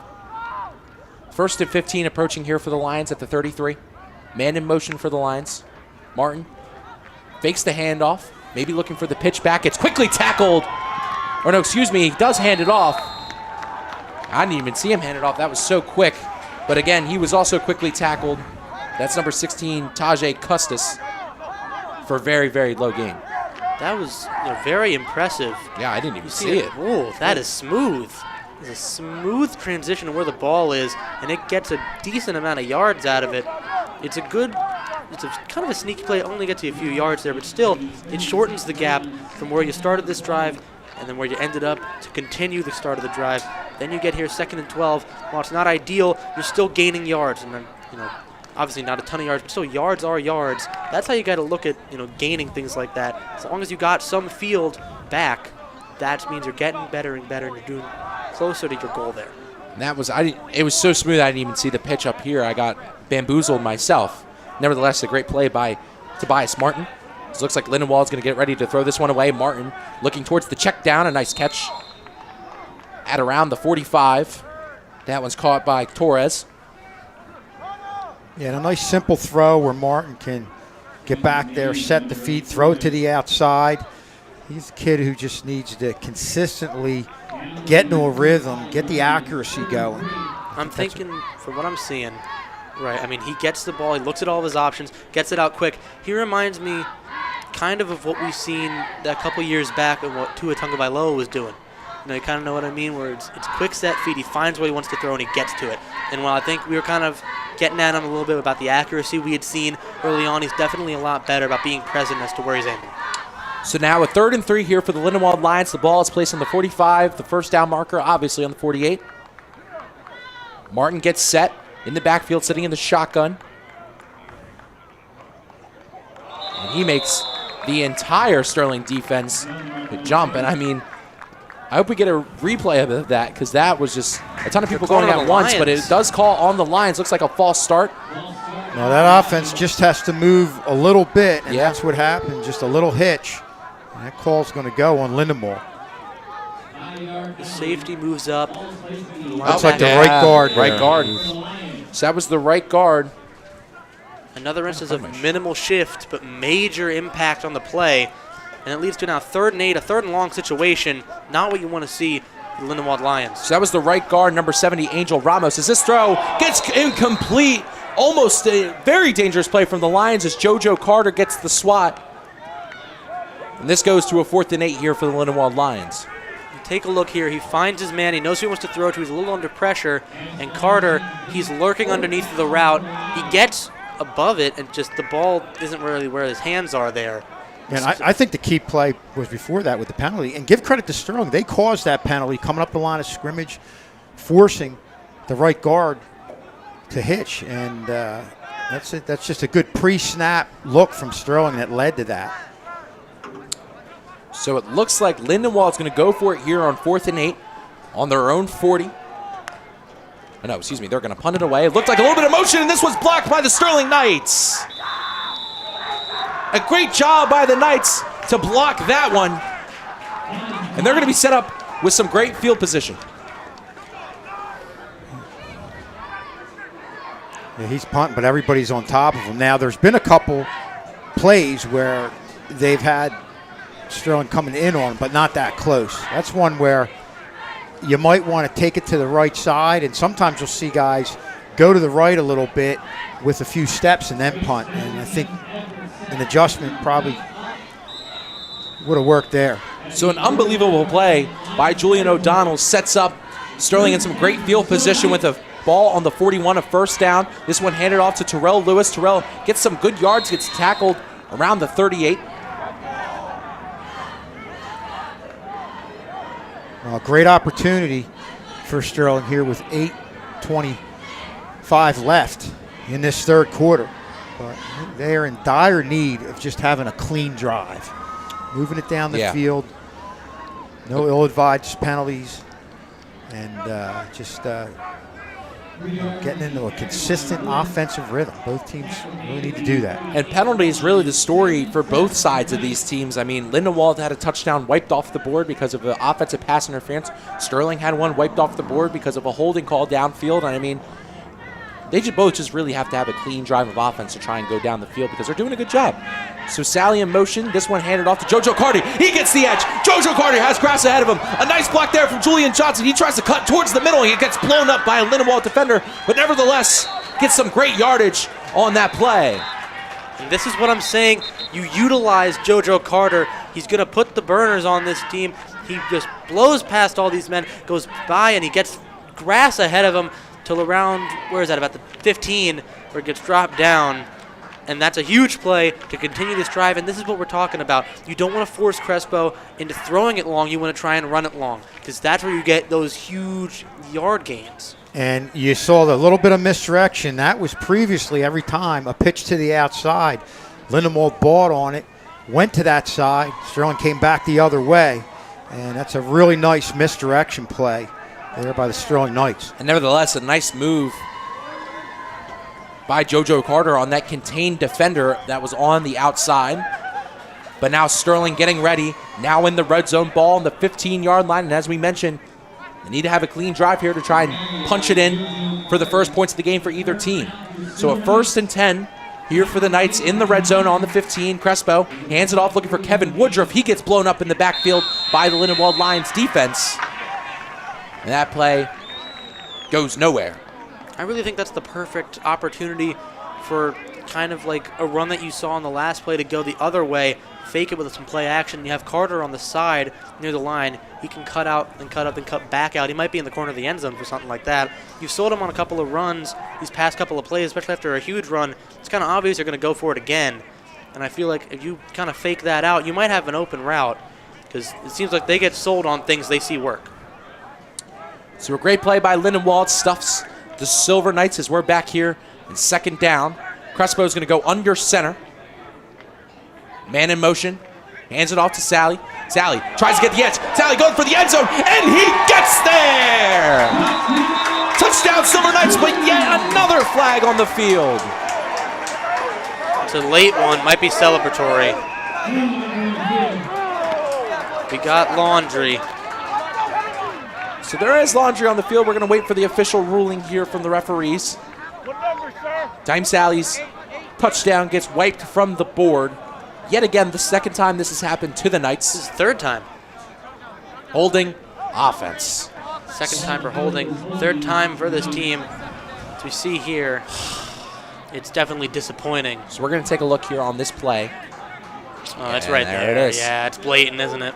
Can't let that one go. And there it is. So definitely another, and that just as we're mentioning, Sterling really needs to have a clean drive here. It gets blown up. It's the 3rd instance of a score being right there for the Sterling Silver Knights, but they serve Lindenwold these second chances with all these penalties they're giving them on a silver platter. So now Woodruff cuts up the middle. Woodruff trying to make a big statement. Tries to truck over his defender. Gets to around the 8-yard line, so it's going to be a 3rd down here for the Silver Knights. It's a strong run up the middle. You get it there. He runs to the left side, but not a ton of cutting room. He just finds a bit of a gap he has, and he takes it. Still in the red zone, but they really need to take their time. It was a good amount of impact as well, trying to run over that defender. And it's a lot of good effort. I think he was trying to run over Darian Kim there, just couldn't break through the impenetrable wall, the defender. Real nice kick-out block there by A.J. Penarel, number 64. That really got that play going off to the left side. So a 3rd down coming here for the Knights. They're inside the 10-yard line. Crespo in the shotgun. Crespo hands it off to Woodruff. Woodruff tries to cut up the middle, gets blown up by a couple of defenders, and he's down close to the goal line. So it'll be interesting to see what the Knights go with here at around 4th and short. Looks like they're around maybe the 3 here. Yeah, on the 4 or the 3. And they're going to go with the field goal unit. Field goal unit, so I think this is a good call in a game where points are tough to come by. If you get the opportunity to put something on the board, you might as well do it. So sophomore kicker Jeremy Clark to the case here in this game against the Lions, ready to trying to put the first points on the board here for either team. Clark missed a couple of games of action this season with an injury to his shoulder. Ready to kick this one away for the Knights.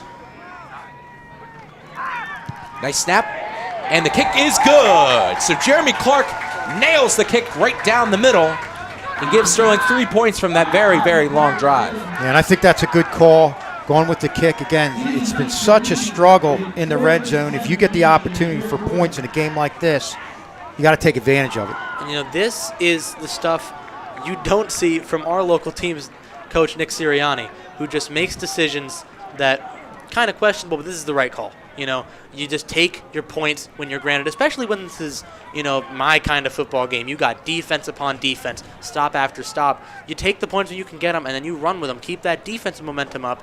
And then the offense obviously had some good momentum there. They're in the red zone for a pretty good string of plays there. You get them back out there like the batters are high, you know, things like that. They could score a touchdown. So Jeremy Clark, brother of former Sterling Channel 19 announcer Jake Clark, my longtime friend,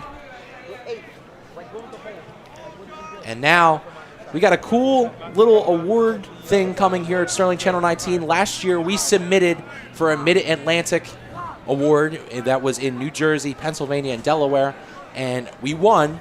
But now Sterling Channel 19 has been nominated for a National Emmy Award between 2 other schools and ourselves for the Sterling versus Haddonfield boys basketball game from last year, where it was myself, Jacob Clark, and Brian McLernan on the call.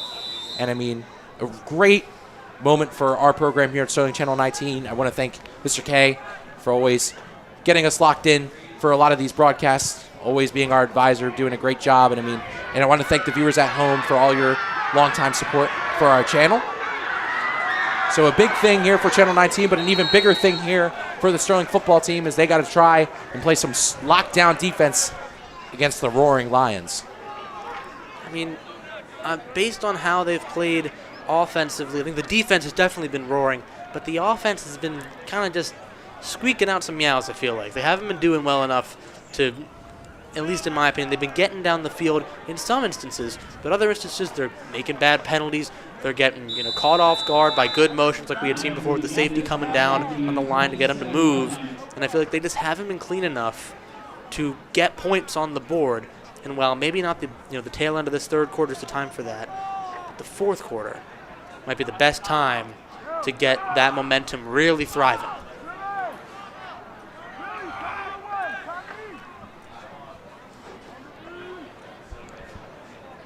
We were just talking about when was the last time that Sterling kicked a field goal. I couldn't tell you. I've been to almost every game in the past 4 years because I've been a part of the band, obviously. And she was like, I couldn't tell you. I know, you think about the games last year where they scored some points, and the Maple Shade game comes to mind. Not sure, though, if there was a field goal involved in that game.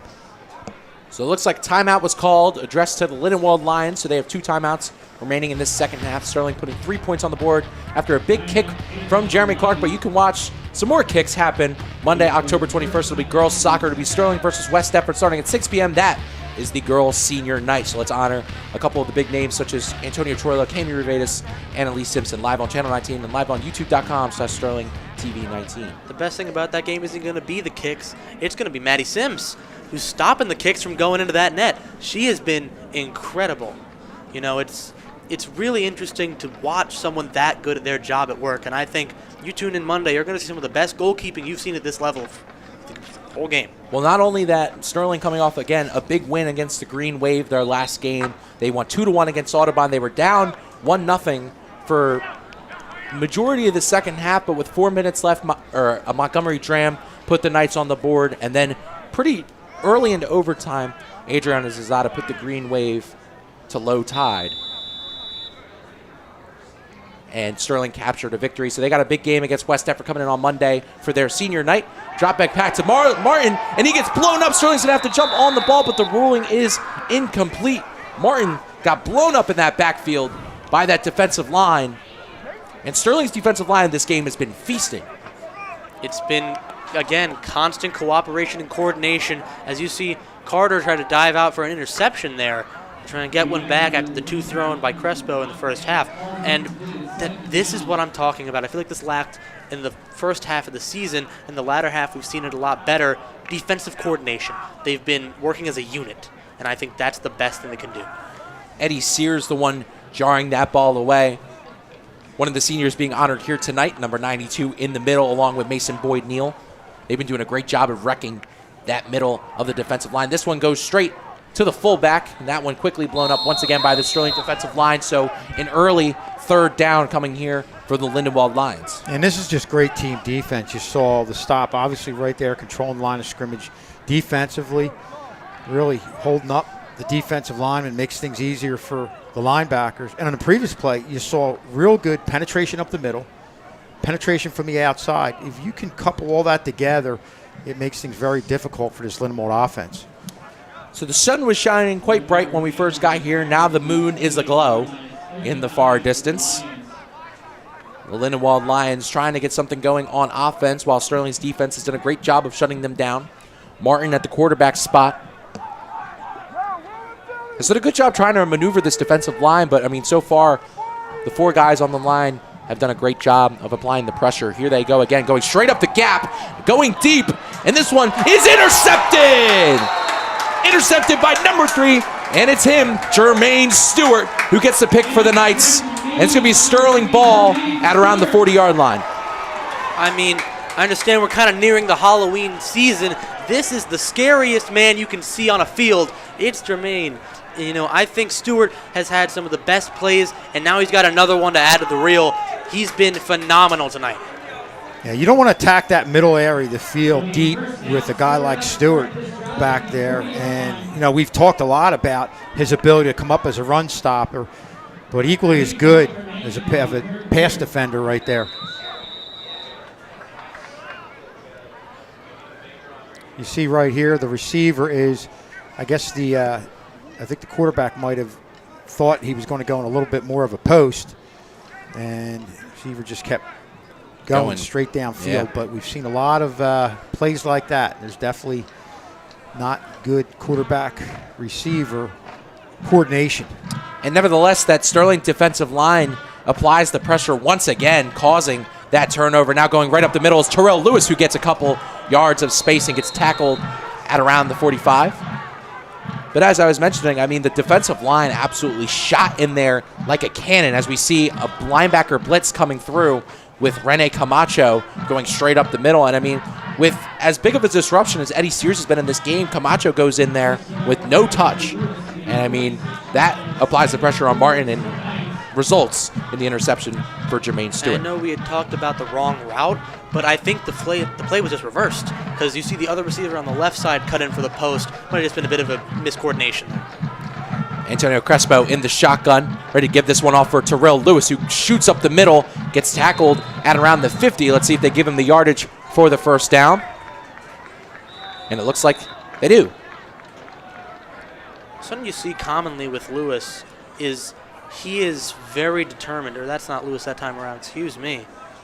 That's Amari Key that time around. But still, whoever's, you know, in the backfield for Sterling, Yeah, then there's a Lindenwold line on the ground, but again, Max, as you were saying, I mean, the backfield for Sterling. Yeah, they have a lot of confidence in themselves, and they're very strong. You know, they're I guess the best way to describe them is physically stubborn. They will not let themselves get taken down until they are ready to be taken down. They will fight for every single inch on the field. So the remaining games for Sterling football, home here next week against the Haddon Township Hawks. That game starting at 6 o'clock. That'll be Sterling's homecoming game, so we're going to see which 6 girls are going to get the crown.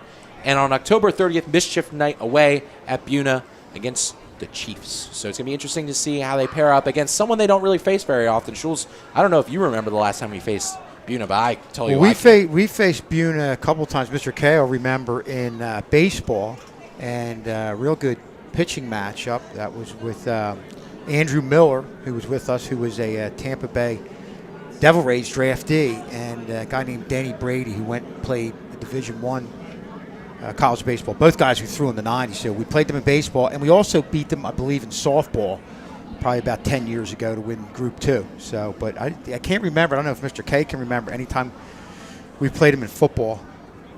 So it's an interesting matchup for someone that Sterling doesn't see very often. Buna coming in 1-3 in the division, 1-6 overall.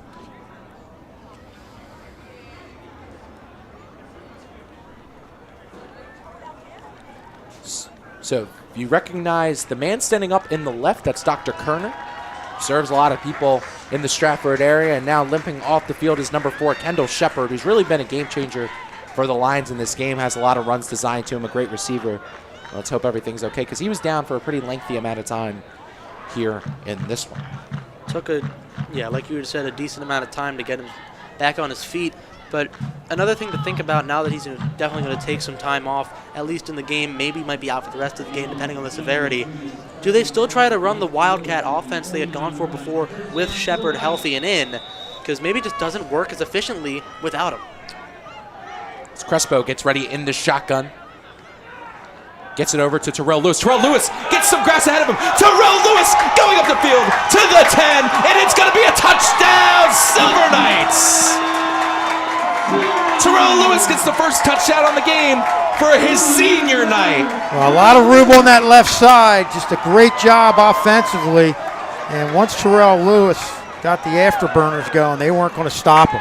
And the complaints all night from both sides, touchdown-wise, has been, well, there's a holding here. There's pass interference here. This is the cleanest you're going to get. Perfect run through the middle, finds the hole, and he runs with it down the sideline. No one's stopping him when there's nothing but green ahead of him. And then there's 6 as the reward once he gets to the blue. And another great block there by number 64, A.J. Panarello, going down the field and making a huge block to get 6 on the board for the Knights. Jeremy Clark here to kick the extra point, and it's good. So Sterling up by 10 against the Lindenwold Lions with about 2 minutes and 36 seconds left in the third quarter. A big run from Terrell Lewis puts 6 on the board for the Knights. A huge play late in this third quarter. When you take a look again, it's just a mishap by the line, for the D-line for the Lions. They let that gap past, the line of scrimmage. They get a bit of a block to man him out of the way. And Lewis, when he runs, he's running until he scores if he's got that open field. And it's a perfect example right there. So you had Panarello pulling, but really didn't have anybody to block. Good job sealing things out by the guard and tackle. And Terrell Lewis had all kinds of room right there and hit the hole with a lot of acceleration, and he never looked back. The leading rusher for the Knights with 58 carries on the season before this game, 204 yards. That was definitely his longest run, his previous being 18 yards. His first touchdown of the year as well. His first touchdown of the year as well, coming in on senior night for Terrell Lewis. Better late than never. What a moment for that young man right there on his senior night to get such a big play for the Knights, get the first touchdown of the game for either team with about 2 minutes and 36 seconds left. And good for him, because Terrell Lewis has really come up with some big runs throughout the year at key times and has been a real big player for this team offensively. I mean, Terrell Lewis just absolutely took off. And I mean, Schulz, as you mentioned, those afterburners playing a huge factor for Lewis. Almost looked like he was shot out of a cannon. And I mean, sometimes the cheetah is faster than the lion. As Clark gets ready to kick this one away. Big kick from Clark, gets fielded at around the 10. And with some room for number 11, Charles Barber. He keeps going up the field. Sterling has yet to tackle him, and they finally get some men on him at around the 38-yard line. Stumbles. Well, he has some field ahead of him. So there's a flag on the field. It's a personal foul. And it looks like that one is going to be on Lindenwold. So yet another call on the Lindenwold Lions to remove a huge return there for Barber, who already has the interception in this game as well. And it looks like Lindenwold's big play is going to get retracted back. Well, it looked like it was the flag was down towards the beginning of the run, so it's tough to see. I don't know if we saw anything on the camera. And Lindenwold is getting brought back pretty egregiously. We're going to take a look at the drone camera version of that. Maybe that big block right there? Yeah, there it was. So it was a big block by number 7, Sir Charles Winston. If we take a look again, the reception's there on the kickoff. He finds on the right side, and then there's a block here by, I believe, number 20. No, it was number 7, Sir Charles Winston right there. Winston hits, he gets up and kind of does a bit of a flex as well. I don't think that had anything to do, but regardless. Yeah, that's that blindside block that the body was turned a little bit. You didn't see it. Something. So yeah, another penalty would get marker away with in earlier years, but you won't get away with it now. So another penalty marker on the field on Lindenwold. It's going to be 12 men on the field, so they're back even further now on their 5-yard line. So they were on around, I want to say, the 39, now brought back to their own 5 due to penalties. And I mean, they're really biting Lindenwold in the butt today. I know we talk about the turnover battle being very important. It's been the penalty battle today. It's been, can you play the game cleanly? And obviously Lindenwold didn't get the memo. They've been playing with some rough calls against them. Obviously Sterling not fully clean as well. But regardless, it's been more impactful against this Lions team, especially now. They're backed up on their own 4. Honestly, they need to be, really hoping to go deep early, because if you don't, you get hit in the end zone. That's another 2 points for Sterling, and they get the ball back. You're left with nothing but hope going into the 4th. So it looks like it's going to be a timeout. And you can follow us on Twitter or X at SterlingTV19, where we will have live updates of all the games and things happening around the castle. So make sure you guys go follow us on Twitter or X at SterlingTV19.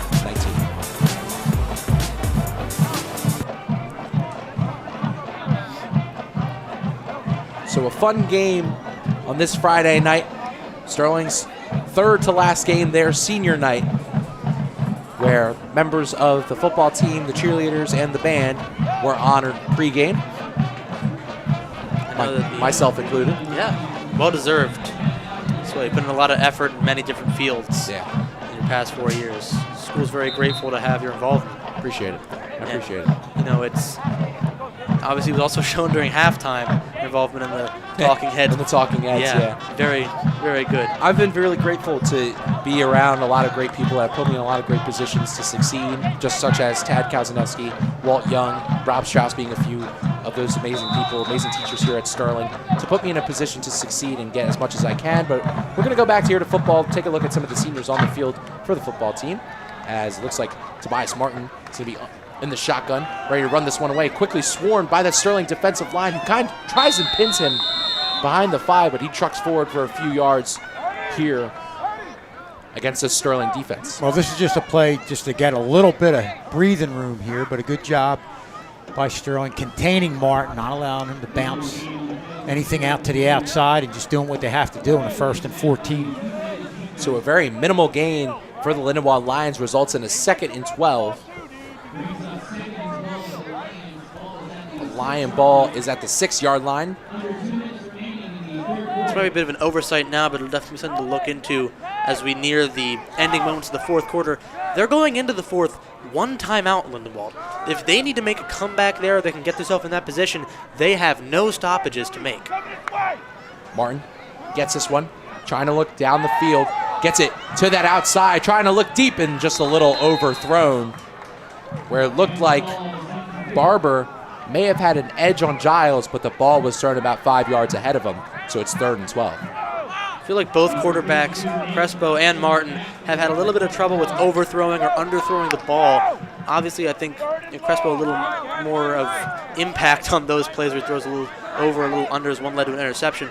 But this time around, it was just, a ball that was a little rough, a little too far ahead of the receiver, and it leads 3rd and 12 on their plate. And nevertheless, it looked like he had a flying squirrel in his face in Rene Camacho, who really just got right in his face and prohibited him from throwing that ball deep. Martin's got a low release point, so you don't have to get up too high if you want to potentially block it or get a hand on it. Camacho, small but mighty, almost like this rock for this linebacker crew. Sterling's defensive line pressures. There's a flag on the play. Martin trying to scramble out, and the tackle made by the big 9'9" Mason Boyd-Neal. There's a penalty marker over some laundry, as you had mentioned, I'm pretty sure. Laundry on the field here.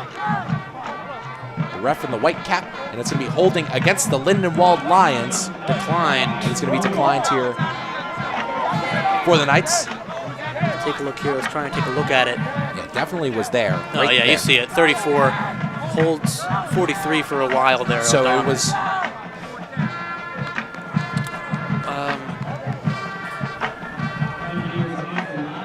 I think it was just outside of the end zone there, so no safety calls. It was a hold that was called on Lindenwold on Julian O'Donnell, speedy edge linebacker for this Sterling offense, along with this very strong defensive line.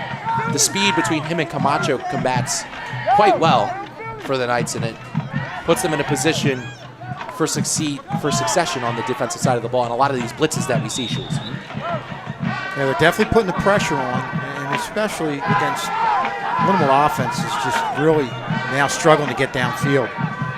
So it looks like this is going to be punt team here for the Lindenwold Lions at around 4th and 15 here against the Silver Knights. They can't let the block happen now. Yeah, quick substitution. Okay, there's our punter. Waiting for a punter to go back. Yeah, the punter, number 5, Tyzier Hawkins, had his punt block last time, which set up a Sterling touchdown. He's going to fake it, looking deep towards the middle, and a nice play there. What an amazing play by number 19, Gabe Torito. And there's going to be a penalty marker on the field. How many loads of laundry are we going to have to put in the washing machine today? So an amazing play by Torito, excuse me. It's going to be pass interference called on the Knights. Wow, that's what a break. That's 15 yards exactly. And not only that, that would have been Sterling possession on the 3-yard line. Yeah. Wow. Where do they call it? Oh, that little bump in the air there. And they're going to give him a first, or 18, I believe. Take a look at the drone. So we have the drone cam coming in, shot here by Casey Kazaneski. Oh, it's the guy coming down. Yep. That's a play on the ball. That's a tough one. It looked like he got there when the ball got there. Yeah, you see, he goes up, and it's just, I don't see it. I think it's, they're saying 4th and... No, I just don't see the call. So the blitz works. The punt team works, gets to the punter as quick as they can. We're going to take a look at the slow replay here. It's close. I think he hits the shoulder before he tries to play on the ball. So I definitely hear you, Danny, but I do understand just keeping it safe. But they have 4th and 2 now. Maybe try to go for it and keep the ball going into the So 4th. Martin trying to scramble to the outside, has room, and he has a lot of room ahead of him trying to cut upfield. Tackle made by Julian O'Donnell, and Lindenwold is going to get that first down back. And we're going into the 4th as the last seconds wind down. We stop at 1.9. Yeah, he was taken out of bounds at around 1.9 seconds left. So Lindenwold converges on the 4th and 2. That was another Wildcat play, kind of, because that was not Martin, that was Carnell Torres. And they let the clock drown out. So both teams are going to exit the field, and we're going to exit momentarily, and we'll be right back after these commercial breaks.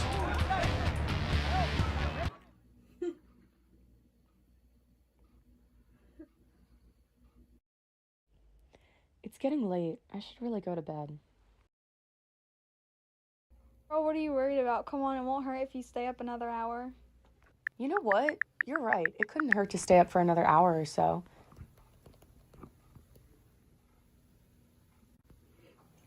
What? It's already 1 a.m.? I didn't even realize it was so late. I'm telling her I'm going to bed.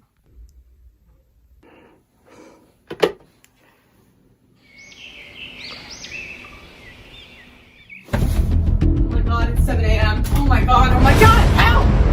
Ugh. Mom, I'm running late! Don't forget to pick up the kids later! Alright, I gotta go! Have a good day!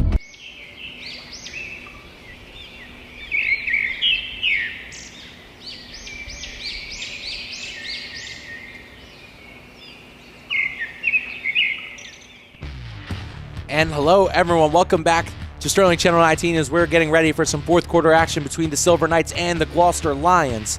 The Knights leading 10-0 over the Lions off of a field goal first by Jeremy Clark, and then a big run from the senior Terrell Lewis to put the Knights up by 10 over the Lions. The Lions are going down the field after a defensive pass interference was called on 4th down, and then they just converted the 4th and 2 off of a Wildcat scramble by Carnell Torres. I'm Daniel Leakin, joined here by Kevin Schulz and Max Zubek, getting ready for this fourth quarter action. I mean, close game between these two teams. The Knights have had more success going down the field on the offensive side of the ball, and that's really been the difference. Yeah, and I think, well, alongside that, not only has the defense been a huge impact for Sterling's game plan and, making it work, I think also utilizing the sideline on the offense has worked out well. It gave them their touchdown, and it gave them a lot of opportunities that were called back that could have been touchdowns. So Torres first with the run. Defense quickly on that one. So there's no gain on the play. So that'll bring up 2nd and 10. It's a nice hit to get him down there. Yeah. Yeah, real nice job consistently, defensively all day by Rene Camacho and Will Nicholas. Those guys are just always around the ball. That's what you want from your linebackers there. Will Nicholas, a sub linebacker / edge rusher. Julian O'Donnell, really a big impactful player. And another great tackle there by the Knights, as the alligator currently chomping on the Lions. As another defensive stuff that time, the linebackers shoot the gap correctly. I'm sorry, Danny, you're correct in that. That's Julian O'Donnell there in the middle. But just him and Camacho doing an outstanding job. Really plugging up the holes in the middle. I mean, they've been doing a great job all season doing that. I think the linebacker core, the young linebacker core they have, has been one of the really big, bright spots for this Sterling team, along with their young edge rushers with Jaden Davis and Will Nicholas. I mean, their speed and agility has really gotten them a huge edge on the competition in this season. And I mean, it's been a difference maker for the Knights. I like to say that the Knights defense being this good It's that shield that comes with that set. You got the sword as the offense. They're really stabbing through all the gaps they can find. The shield is just a brick wall they cannot penetrate on most of these runs. And the Lions, you know, they've got a strong bite, but you can't bite through metal. And here goes Martin looking deep, has a man open, and he just cannot catch it. Martin with a great over-the-shoulder throw to Charles Barber. And that ball goes incomplete, so it'll be 4th down and 9 for the Lindenwold Lions. They're the toughest balls for a receiver to get to. You're getting that over-the-shoulder catch, trying to haul that in, really trying to see it. We're going to see this on the bottom, and just wasn't able to haul that in.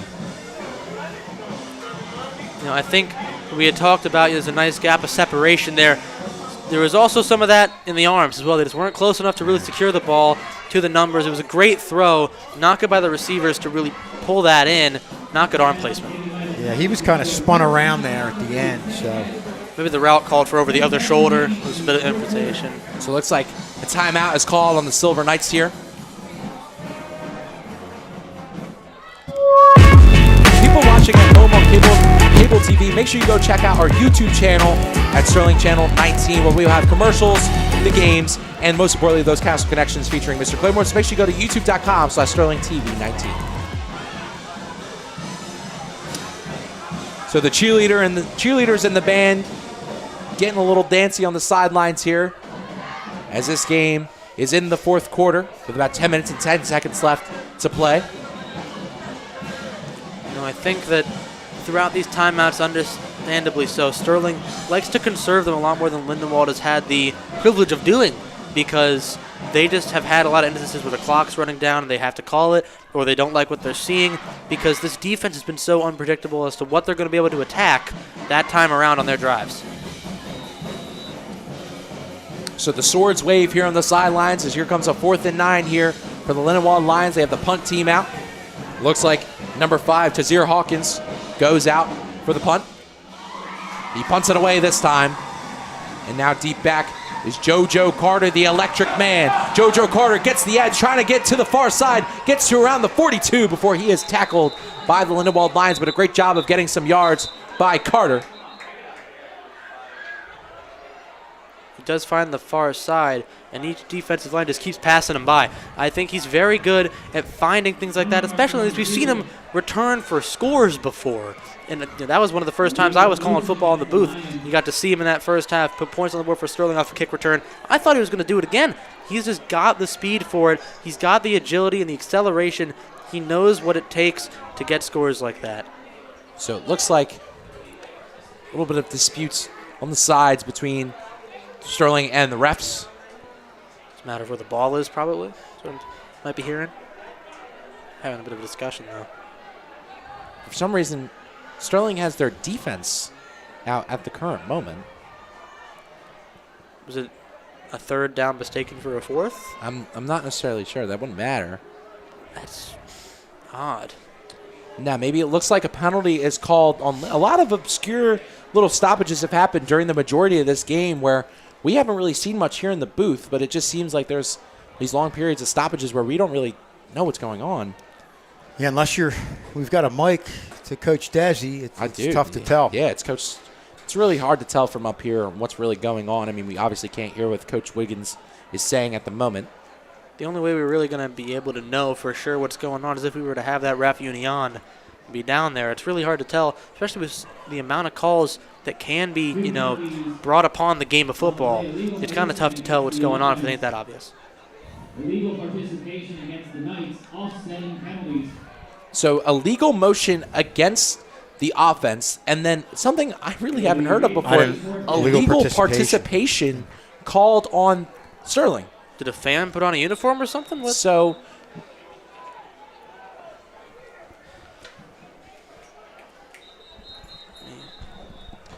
we're going to go figure this out, figure out what illegal participation means. Max is on his phone, and Kevin Schulz is going to go talk to the officials, so I will give updates here, what's going on in the game. Tazir Hawkins ready to punt this one away. He bobbles it in the backfield. Sterling there quickly, and Sterling tackles him. So what I looked at, illegal participation is when an offensive player goes out of bounds and returns to the field during the play. So, yeah, it was number 4. They're going that way. So Very interesting analysis there. That's something I really don't see often in football, but nevertheless, Tazir Hawkins has trouble with the snap. And he quickly has to try and run, but gets swarmed by the Sterling defense. So now Sterling with some perfect field position for their offense to try and go make a move. Got some clarity on the illegal participation. It's having a player go in after the ball was kicked. So you can't do that. I had found a different meaning. It's where if an offensive player isn't pushed out by a defensive player, goes out of bounds, and then comes back into the play, maybe it's two different definitions. But it was on defense, but now on offense, Kevin Woodruff tries to get to the outside, quickly tackled by the Lindenwold Lions. So nevertheless, Sterling now back on offense with some perfect field position. So a handoff to Woodruff, the tackle made on the 16-yard line, the 7 yards on the play, brings up a 2nd down and 3 for the Silver Knights. Woodruff has taken advantage, I feel like, of being a bit on the smaller side so he can kind of fit through more gaps. They don't see exactly where he's going until he's already through, and they've got to deal with, a good yard gain. It was 7 on that one. They on the 16, inching closer and closer to being down and goal, and that's always the goal, and then they go after that's getting the score. So it looks like Crespo under center, has a man in motion. He's going to pitch it off to Sally. Sally has a blocker on that far side. Desi Mullen pushes past, and Sally gets to the touchdown. Well, that's that misdirection play, and Danny, you said it. Desi Mullen going to the outside. Just had to get his body on the defender. And Sally took it to the house. Danny and I, we knew Diesel was Kevin Nash. Now we know him as Desi Mullen. He has been so good at getting these blocks that have been so vital to, granted, early in the play, second play of the game, it was vital to a rough decision, but then he was vital in the sense of getting on the ball, keeping possession for these Knights, and now he's able to use his body. He's only a freshman as well. He has tons of time to develop. He is so good at getting the block and keeping the space for his players to get into the end zone. So Tahim Sally. And a conversion here would all but end it with it making it a 3-score game. Tahim Sal doing a great job of putting Sterling up by 16 over the Lions, hitting that far side, and Big Diesel Desi leading the way. Here's some laundry prior to the field goal attempt, the PAT attempt, excuse me. So it looks like that Sterling moves back, but Jeremy Clark ready to kick this one away here for the Knights to try and put them up 17 over the Lindenwold Lions. Clark lined up. Good snap, good hold, and the kick goes through the uprights. So Jeremy Clark yet again hits another hit, has a field goal and 2 extra points in this game, and Sterling goes up 17 over the Lindenwold Lions. It's been great play calling to get them here. I'm sure Barrett, you've got to be proud of yourself if you're getting these scores that, the offense really hasn't been in this rhythm from what I've seen, especially at home games where we've been covering them. It's felt like they're getting a rhythm for a quarter and then they kind of lose it. I feel like there's been a constant rhythm. Even after mishaps happen, they get right back on their feet, they dust themselves off, and they go again. And that's redemption for Tahim Sally as well. Had a really good play that led to a touchdown for him, taken away from him, and he gets it back in a very similar play call in the latter half of the game here. You get the misdirection, the hands go up, and Sal's there with no trouble other than one man to beat, and boy does he beat him pretty easily. Gets into the really close corner near the pylon, makes it 16-0. Then Clark kicks it to the upright, 17-0. Lindenwold's really grasping at straws on the offensive side. If you're them, they've got to get something. They've got to get something fast. So Sterling doing a great job on the offensive ball in this game. Had some trouble in the first half trying to get points on the board. But now it seems like they found their rhythm under first-time play caller Coach Barrett. And just what a fun game this has been to watch the Sterling Knights and the Lindenwold Lions battle this one out on this Friday night, where the Knights have really done a good job of controlling the momentum on both offense and defense as it's skied up, fielded well by the line, trying to choke through a lot of these Sterling players is Jaden Coleman, but he gets tackled at around the 44-yard line, 43-yard line. So now Lindenwold with some pretty good field position to try and get some points back up on the board. Very interesting punt, kind of went up and then right back down. He was going to give him solid field position if he kind of just fair caught it there. Waved the hand, but no, he decided, let me get a couple extra here. Now they're on, I believe, the 43-44 range, and they're nearing midfield. it's something that I wouldn't say is an easy drive, but it definitely takes a little bit of the weight off your shoulder to start pretty much at midfield against a defense that has worked well at keeping you back near your end zone when you end up there. So now Sterling's defense back up on the field to try and continue their dominance throughout this game. It's done a good job against this Lindenwold Lions offense. Good offense operating under Tobias Martin.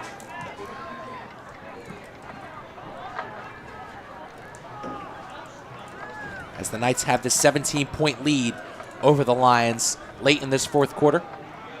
Bobbled it, maybe looking for the pitch, and quickly swallowed up by the defensive line. Jaden Davis and Rene Camacho with the dual tackle. Two of the smaller guys on the team, but man, they are fast. And a tackle for lost cause there by the Knights brings up second down. Well, it's what we saw from him before, right? He got the smooth pitch, and it got a good gain for him. This time he said, well, they're going to expect it, and he takes it for himself. But clearly, they expected the keep. And it kind of made him, stumble himself a bit. He kind of lost the ball earlier in a bobble, makes him fake the pitch out of just try to keep the ball for himself, and it leads to nowhere but a mishap and a failure on the play. So there is Martin, who is the starting quarterback for the Lindenwold Lions in this game, going towards the bench. Probably a little frustrated on how this game has went. And you saw on Martin, the guy's got some speed. Good team defense. You saw Nicholas on the outside force things back to the middle. He didn't have to necessarily make the tackle, but forced it back to the middle to allow the linebackers to make the play. So now it looks like Carnell Torres is the man in charge.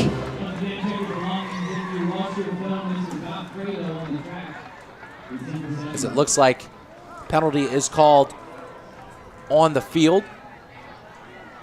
So Lindenwold's going to go back a few yards. A pretty solid showing for today's match. Not a lot of students because a lot of the students are inside decorating the halls for Spirit Week next week. So they're decking the halls with some good movies. As now a throw here, caught on the outside. A big hit from the Knights, knocks down, looks like number 7, Sir Charles Winston. A nice throw there by Torres. Well, with 7:19, I'm sorry, Dan. Go ahead. 7:19 remaining. Lindenwold's got to get the ball downfield in a 3-score game. It's kind of clubbed in the back of the head on the end of the play, makes him fall. Took him a little bit to get up, kind of stumbled himself. Regardless, he is up, and he is, after a really nice vertical extension to get the ball and then to secure it, make sure they gain the yards, keep the timer going still. But they still have a ton of time. Only one timeout, again, is what I had mentioned. If they score now and their defense keeps getting the stops. Davis with the pressure on the outside. Camacho coming in. Still cannot make the tackle. Goes to the outside. Quickly blown up there by JoJo Carter. He's still going to be short of the line of gain, so it'll be 4th down here for the Lindenwold Lions. One of the few times in this second half, Sterling didn't have good containment right there. He's able to get to the outside. You see everybody kind of get caught up. Camacho just coming up short, chasing the quarterback to the outside, and then you see Nicholas gets to him. JoJo Carter may have to be a little careful next time because that could have definitely been considered a little bit of a late hit. So 4th and 4 here for the Lindenwold Lions. Really their last gasp of breath, because they're 6 feet under at the moment.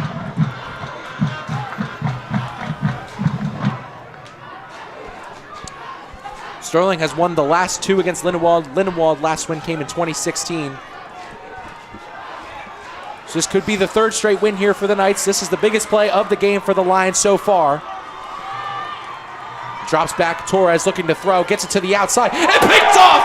It's picked off! Going down the field, to the 30, to the 20, to the 10, and it's a touchdown, Silver Knights! Jermaine Stewart, been an absolute star for the Knights in this game. And he puts the Knights right back on top as they put the Lindenwold Lions to bed. Star-making performance tonight for Jermaine Stewart. 1 interception with no return on it, a second with a return, and 6 to go with it. This puts the Lions to bed. The exhibit is closed. They're done. Well, Jermaine Stewart's been back for a few games, but this is definitely his big game with all the different things he's been able to do. He's been impressive in every way, coming up as a run defender, knocking down passes down the middle, and of course here now finish it off with the pick 6, extending Sterling's lead. So Stewart has been great this game. When it's come to the tackling, that's his second interception of the game here against the Lindenwold Lions, as they're approaching victory against this Sterling team. As we're going to take another look at the play. Reads the play perfectly. And Jermaine Stewart, student of the month, has definitely been the athlete of this game.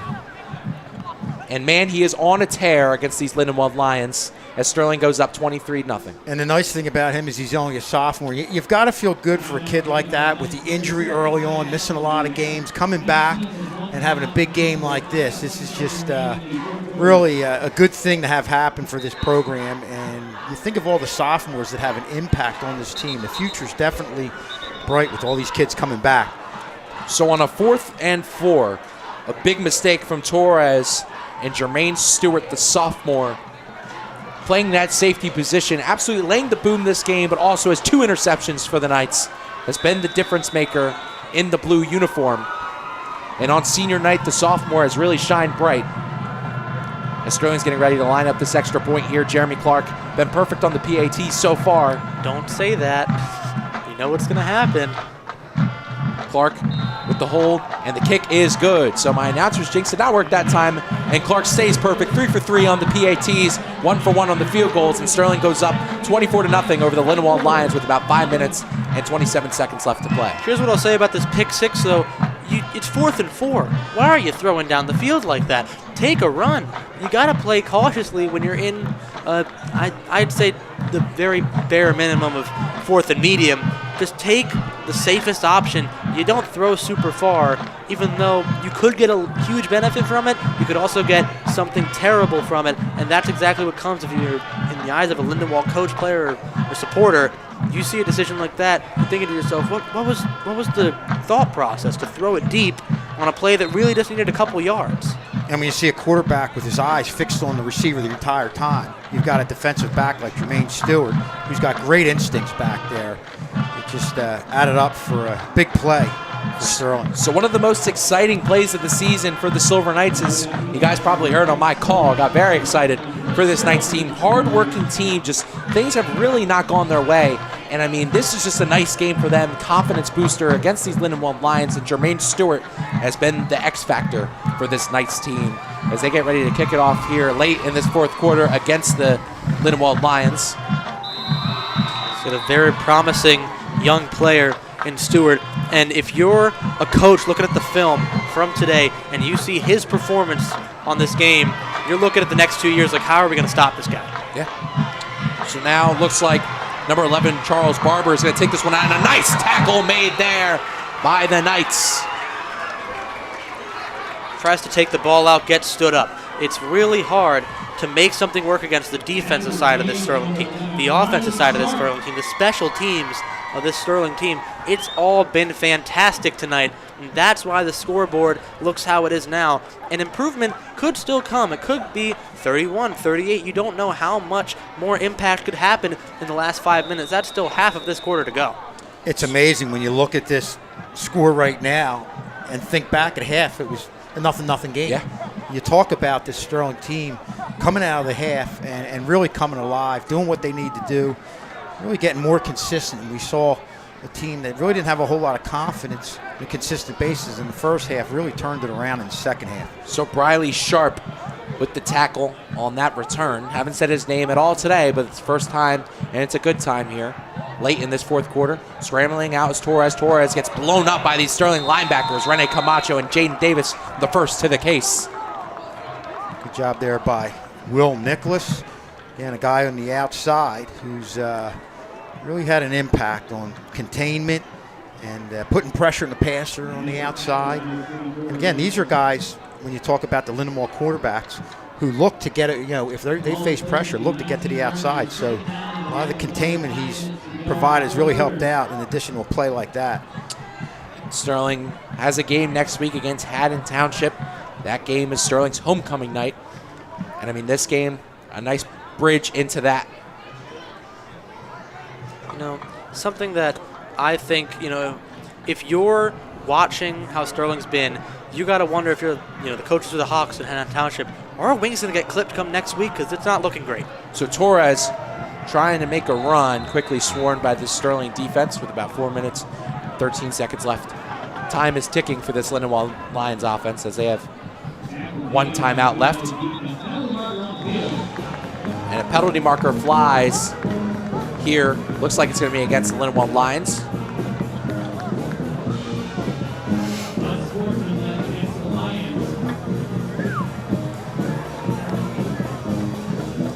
So the last time Sterling scored over 24 points was in 2019, where they beat Overbrook 28-6. So this has been a very interesting game for the Knights.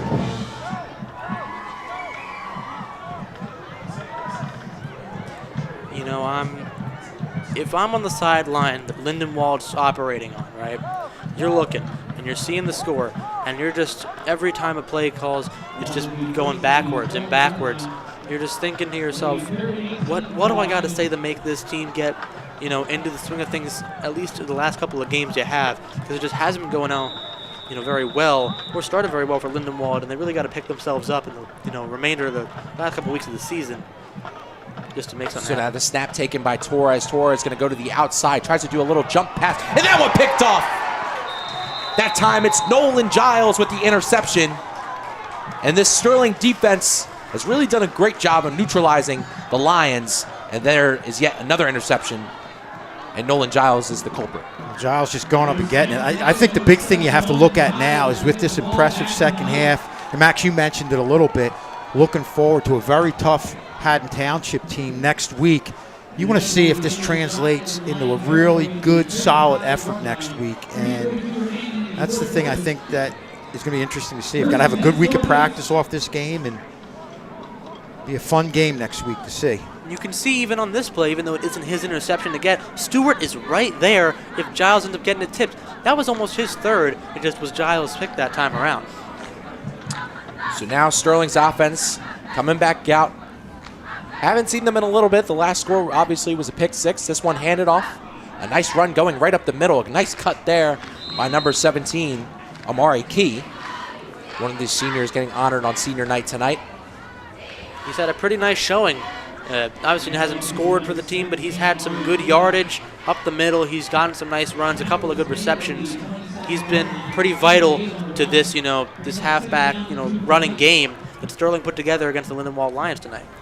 And I mean, speaking of Amari Key, it reminds me looking forward towards that winter season. Him, Julian Johnson is iron on net, Travis Schmid, Josh Borsch. I mean, they got a big season coming up in boys basketball. And I mean, again, as I've been saying, the weather gets colder. We know we're nearing that time. And I mean, it's exciting to see what Coach Behringer and the boys can do. As Crespo, again, hands it off to Key. Key fights up the middle, gets to the first down.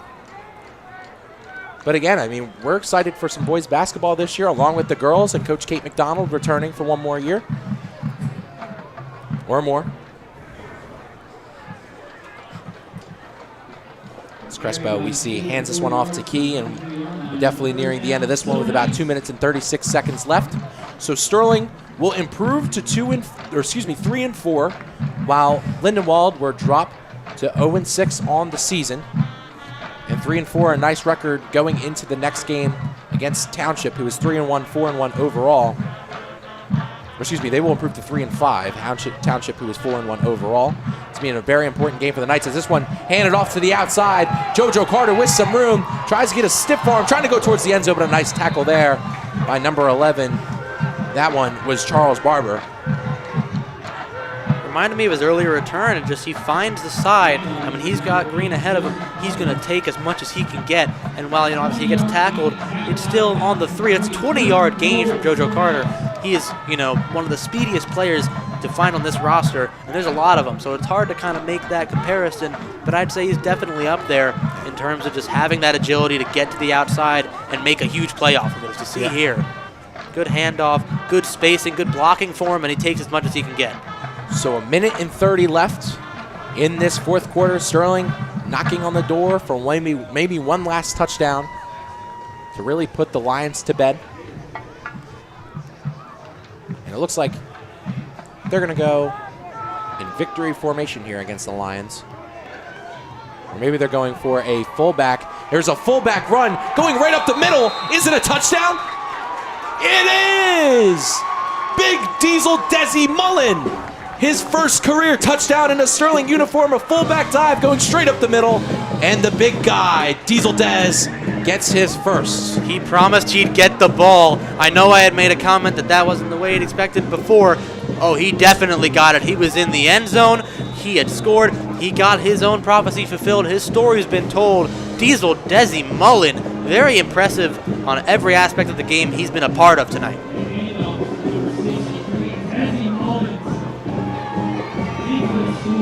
Here's Clark with the extra point. Straight through the middle. Wonderful. He's been great all game. There you see Desi Mullen getting the score, but I've been really impressed with what he's been doing on the offensive line. I know, Max, you and I talked about his ability to pull, get his body on people. For a big guy, he's got a lot of agility, and as a freshman, man, you're looking for big things from this kid moving forward.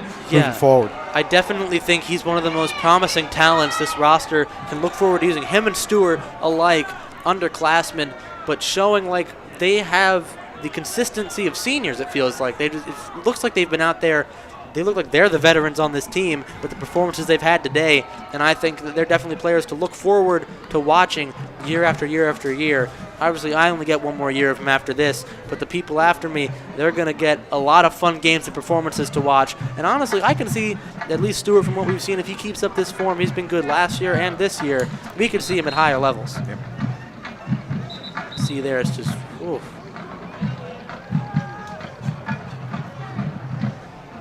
Last time they had won 5 games, the Sterling Silver Knights, was 2021, a few years back. They went straight down the middle at 500, record-wise 5-5. If they win out the rest of that season, I think they get right back to where they were that year at 5-5. That'd be a very good turnaround and the start of something special based on how the coaching and the players have been in the latter half of the season. No doubt about it. But again, you take things a week at a time. Next week is a big week, and tough to beat a Haddon Township team, but you want to see how your team comes out and competes against a team like that. Good stop. He gets him down around, let's say the 26 or the 27. Lindenwold, obviously, with under a minute to go, not much they can do to turn this game around in the very late stages. Under a minute remaining. The Sterling fans already, up and ready to celebrate the victory as they have from, first play to the last, it feels like. And, Lindenwold, while trying the best they could, some decisions led to some turnovers, which led to more points piled on against them. And it's just something you got to go into the next week if you're the Lindenwold Lions, thinking, what can you do to improve? Because it's been like this most of the season. You got to find a way to turn it around in the years to come. And what you can do is start at the end of this one. And I think Sterling, you're looking at a team, they need the type of effort that they had in that Gloucester Catholic game, where you're playing a pretty good Gloucester Catholic team, a team that's going to punch back. The type of effort you saw in that game is what they need next week against the Haddon Township team. Yeah, and I think both sides have showed that effort, especially against, obviously, maybe a weaker side in Lindenwold than Gloucester Catholic was. But you're going into a pretty good caliber team like Haddon Township, which we had mentioned before. And, obviously you're kind of missing the voice of Danny Leakin, but we'll see the post game. We'll meet him again.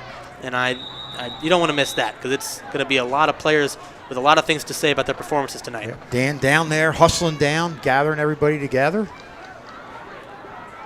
Danny's a man for all seasons. The band, play-by-play, post-game interviews. Guy just does it all. It's going to be and dresses well, just like you, Max. It's going to be hard shoes to fill come next year when I'm in his seat. First and 10 for Lindenwold on their own 28. And we've got Torres makes a run, gets taken down around the 30, only a couple yards. The clock is not low enough to run out the rest of the game. See your Torres right off the snap, takes a second, finds a little bit of a gap, but goes down quickly. Not much to speak of on that first and 10. Yeah, you mentioned, Max. Lindenwold, it's tough. They've been a struggling organization for a long time, and it's just a tough situation. And the kids are out there battling, but in a lot of cases, you're really just shorthanded coming into a lot of these games. They try to run it one more time before the clock goes, and it goes nowhere, except leading them to still having a goose egg on the scoreboard as the clock hits 0 on this one. 31-0. Sterling over Lindenwold take their third victory of the year. Some great performances from Jermaine Stewart, great play calling for first-time offensive coordinator on duty, CJ Barrett. We're going to see you on the post-game with Danny Leake and get some interviews from some of these players after a wonderful performance by your Sterling Silver Knights over the Lindenwold Lions. So stay tuned for that. Lindenwold 0, Sterling 31, as we'll see you.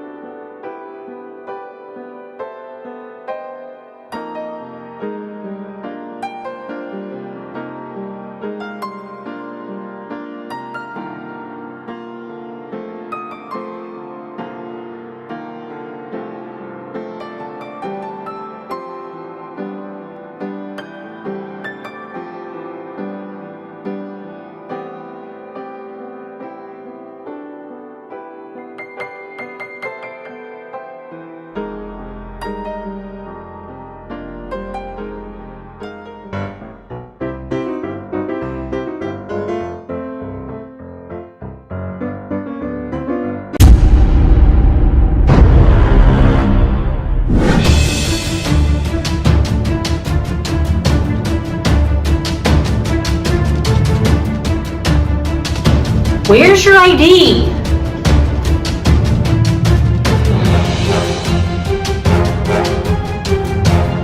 Hey, oh, no, wait a minute. Put that hood down.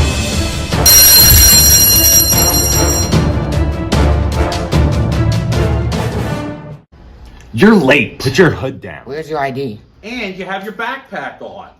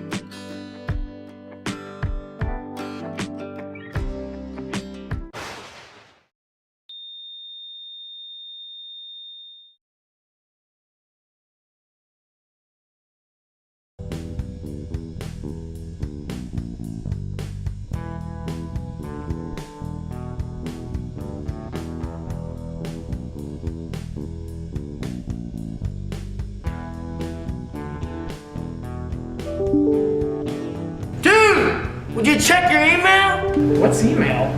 The thing that keeps making that sound! Now I know why you didn't do me for the Fires game! Open it now! 1,700 emails! Maybe you should open your emails too. You think so?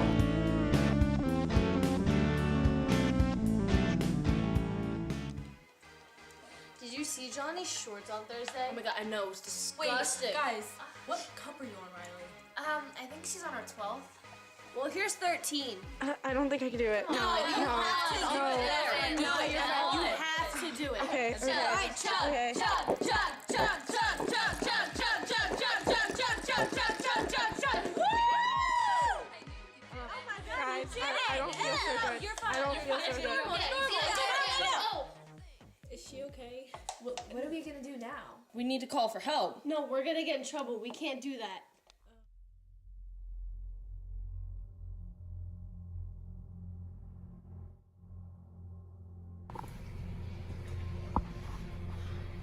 Dude, you should really take your hood down. I heard they're sending people to internal for an entire semester.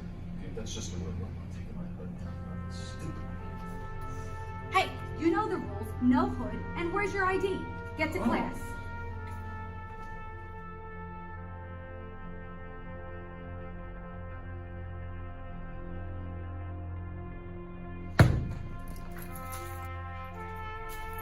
How many times do I have to tell you? Get the hoodie off.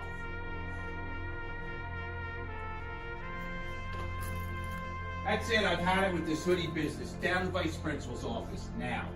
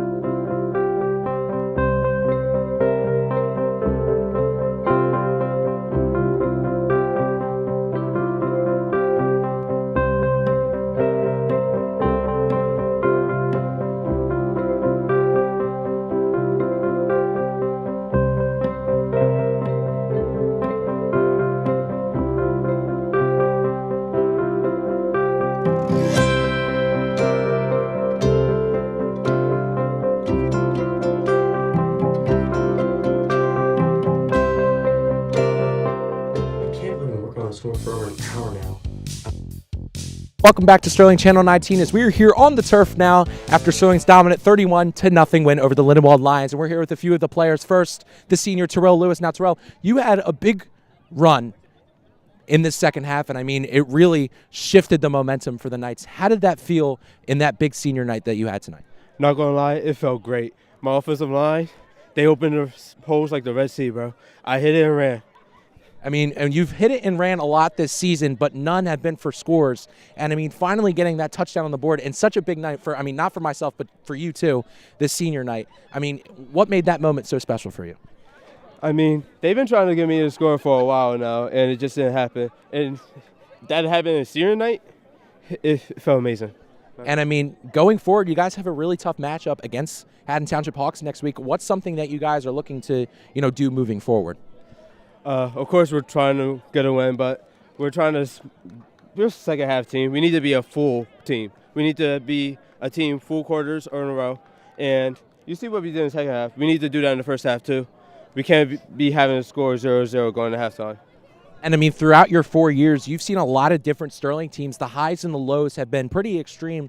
How does it feel to, be on the field for this season with your teammates? I mean, the highs and lows have been lows, but I think this team, especially next year, they're going to be a good team next year. And once we get through it next week and win against Buna, they're going to have the confidence to go into next year and win a division. Well, I appreciate your time, Terrell. Next, we're going to move on to Taheem. And I mean, Heem, you've been a receiver who has done a lot for this team throughout this past season. You had a remarkable game today. Your shiftiness has really been on display. How does it feel to come out with a super dominant win over the Lindenwold Lions? It feels good. We've been waiting for this. Not been winning games, but yeah, it feels good, And I mean, you've been doing a good job, not only on the field, but as we mentioned on the broadcast, inside the classroom as well. How much is it important to you to not only be an athlete, but just a student inside the classroom? It's pretty important, got to focus on grades. And then 6 p.m., come out here, have a good game. So, yeah. And I mean, a little talk, but a lot of ball. And I mean, coming out, getting this win, going into next week, what is something that you're looking to improve on or something that needs to stay consistent in order to beat Haddon Township? Definitely scoring in the red zone. We get a lot of red zone attempts. We definitely just got to score in the red zone. And like Terrell said, be a first half team instead of a second half team, And I mean, from a receiver perspective, you went from Gary Battolini to Antonio Crespo in the midst of only a couple games. And I mean, adjusting to Antonio, what are some words you have to say about how good he's been for Sterling? Antonio's a great player, But, yeah, I've been with Antonio since freshman year, so our chemistry is like we lock. So, yeah.